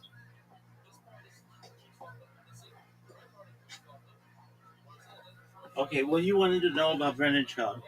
So before we play, I'm going to give you a breakdown. His kids just got his son who's 10, his other son who's 6. Uh, they just got shut um, football helmets sent from the company. So Brendan Schaub did a shout out to them. I watched. I liked. Somebody made this like amazing documentary. Basically, it's like 9 parts on Brendan Schaub and all his shit just in this one situation that happened with Bobby Lee. And I watched a lot of that today. Um, and dude, Brendan Schaub, for 5 years, he had the sponsor of a product called Rain, REIGN, something like that. It's like it's like made by um, Monster Energy, and basically Monster Energy dropped him because he's like a liability to any company. So he comes out today. Somebody asked him in his he has like 4 weekly chats with people who send him questions because he has absolutely no content. So he just answers fan questions. Somebody asked him, "Hey Brendan, I noticed that you're not drinking Rain. What happened?" And he's like, "Oh yeah, we were together for like 5 years, and to be honest with you, I never drank it. Don't like the taste of the stuff. It's not very good for you. We left on mutual terms, though. Like basically, shit all over his sponsor, and that makes you think like, okay, so all these other sponsors who he talks about, who he's like, oh, these guys are the best. They're like family. They're amazing. Like, are you really that close? It just killed his credibility. Um, and then uh, Fighter and the Rapist comes out tomorrow. So that's exciting. Brendan Schaub shot a commercial. I don't know for what, but it comes out soon. He just had a TV show that um, aired on um, it aired on Tubi, and um, apparently it's doing okay. So it might get picked up, which he really needs to happen. Um, he's selling his house, and apparently I think it just might have sold. And he said he's selling his house because um, it's. He says he wants more land, but in reality, he just didn't realize that the price of uh, the taxes in Texas for property would just be so high. So people um, are like hypothesizing that he's gonna buy like a bunch of land and put animals on it because if you do that, there's some kind of tax loophole that allows you to not have to pay um, property taxes. His wife, everybody's anticipating she's gonna start OnlyFans. She's like 40, not a bad looking chick, but has had a lot of plastic surgery and just kind of looks not like she's not she's like a pretty lady, but like she's had a lot done.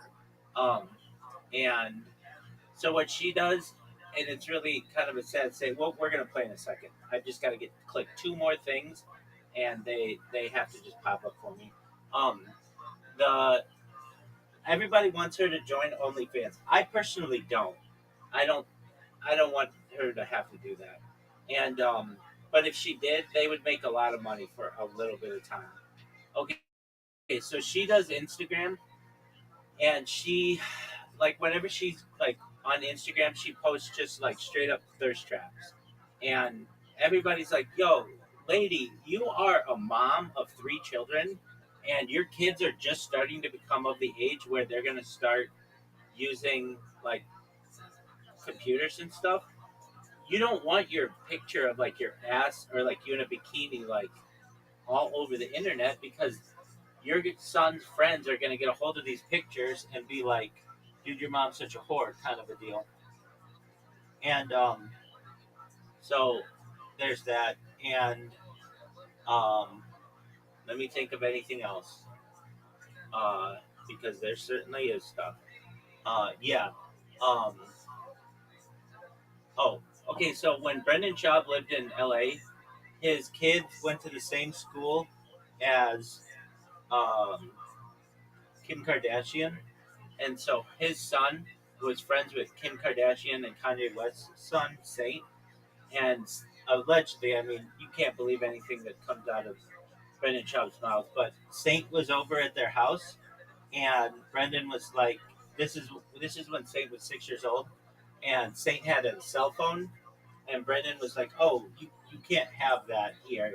I don't let my kids have cell phones, and took the cell phone away from Saint, and that was the last that Saint ever came over to their house. Basically, like the Kardashians were like, "Who the fuck are you? You're some washed up UFC fighter. You want to tell our kids what they can and can't have? Like, you know, we're billionaires, right?" And which is kind of a funny thing. And uh, what else? Brian Callen can't sell tickets to save himself. Uh, and he's doing everything he can. Um,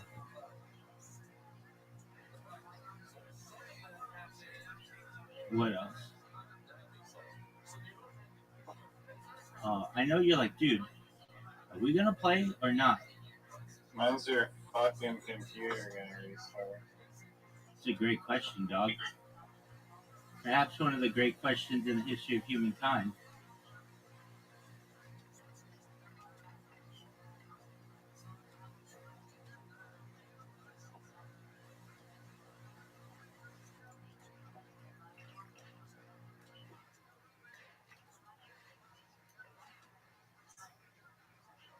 Um,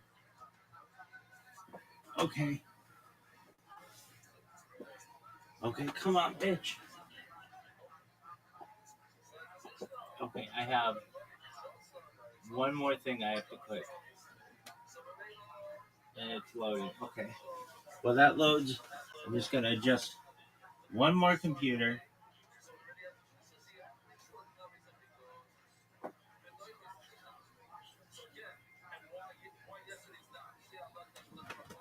All right.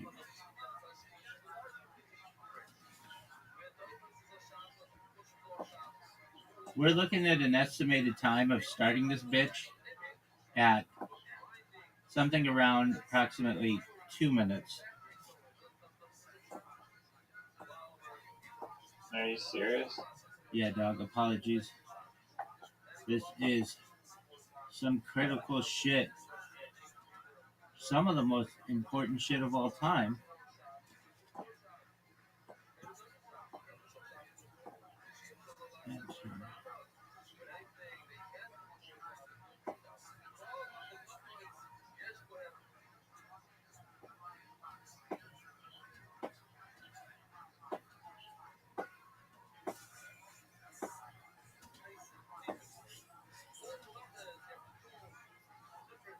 There's some guy in like the grocery store, like selling like samples today, and like I don't even know how to describe this guy, but he was like a shredded he was like the shredded like Sham Wow guy crossed with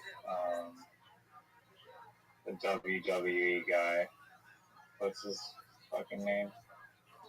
Okay, I'm gonna guess, and I'm gonna get it right. Okay, the ShamWow guy.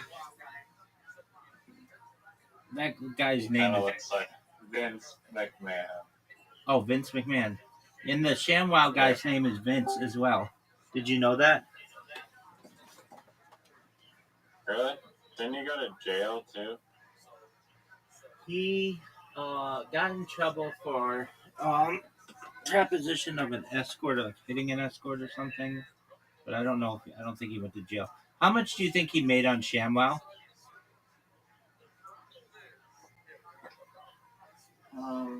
I don't think he was getting royalties, was he? He was just like a He made sales guy. he made $20 million. Oh, so he was getting a little royalty. Word dog. Okay, I'm sending you an invite. His name is Vince Shlomi. Yeah. Oh, Are you ready to lose? physical altercation, Miami hotel with alleged prostitute.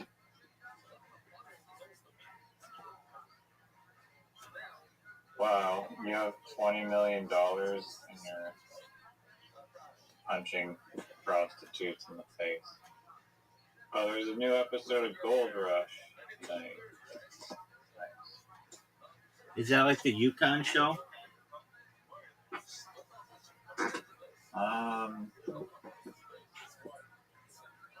No. Or wait, are they in? Yeah, it's like Yukon and Alaska.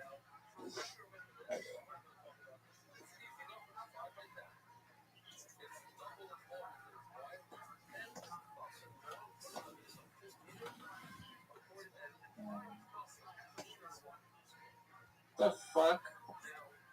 How's vibe not a word? Get out of here. It's not a word. Vibed?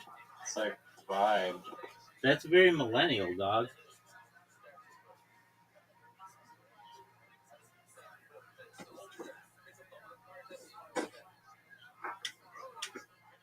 Waste of my ass.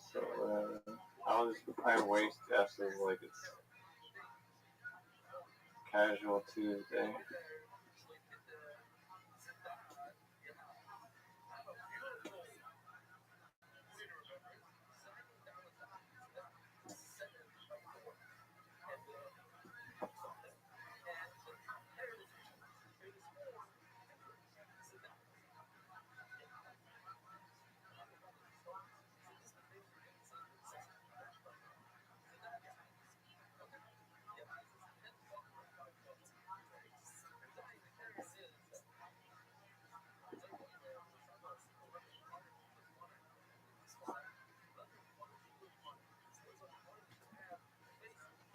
Nice.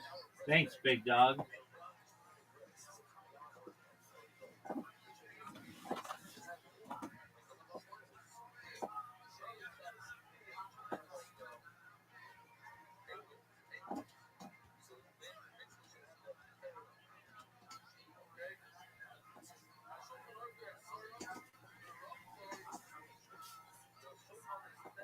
Joel, wow, you did a lot there.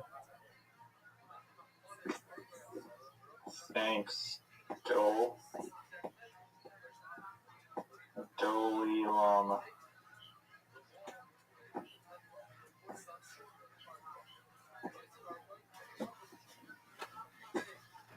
Whoa. Wait, what? Did you hit a 3-letter? Yeah, baby. Wow. What do you want me to do about it? Dog.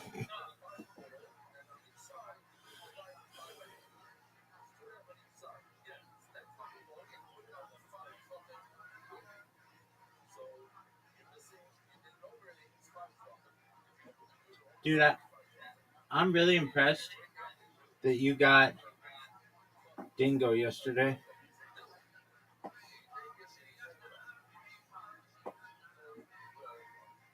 Thanks. You're welcome. Wait, what did I do? Bingo yesterday? Dingo. What do you mean? Oh, dingo. Dude, how many fucking S's are they gonna give you? I mean, they gave you the Z.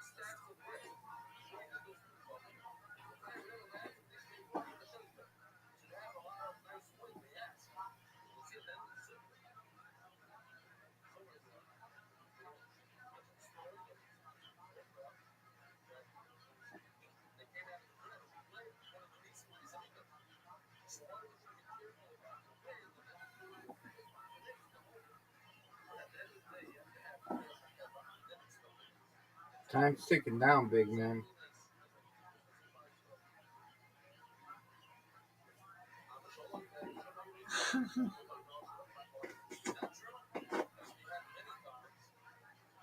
Dude, how do you have the lead on me?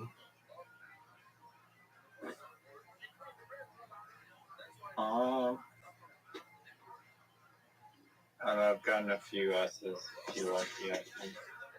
But now my luck is dwindling like my swap, which I almost never do.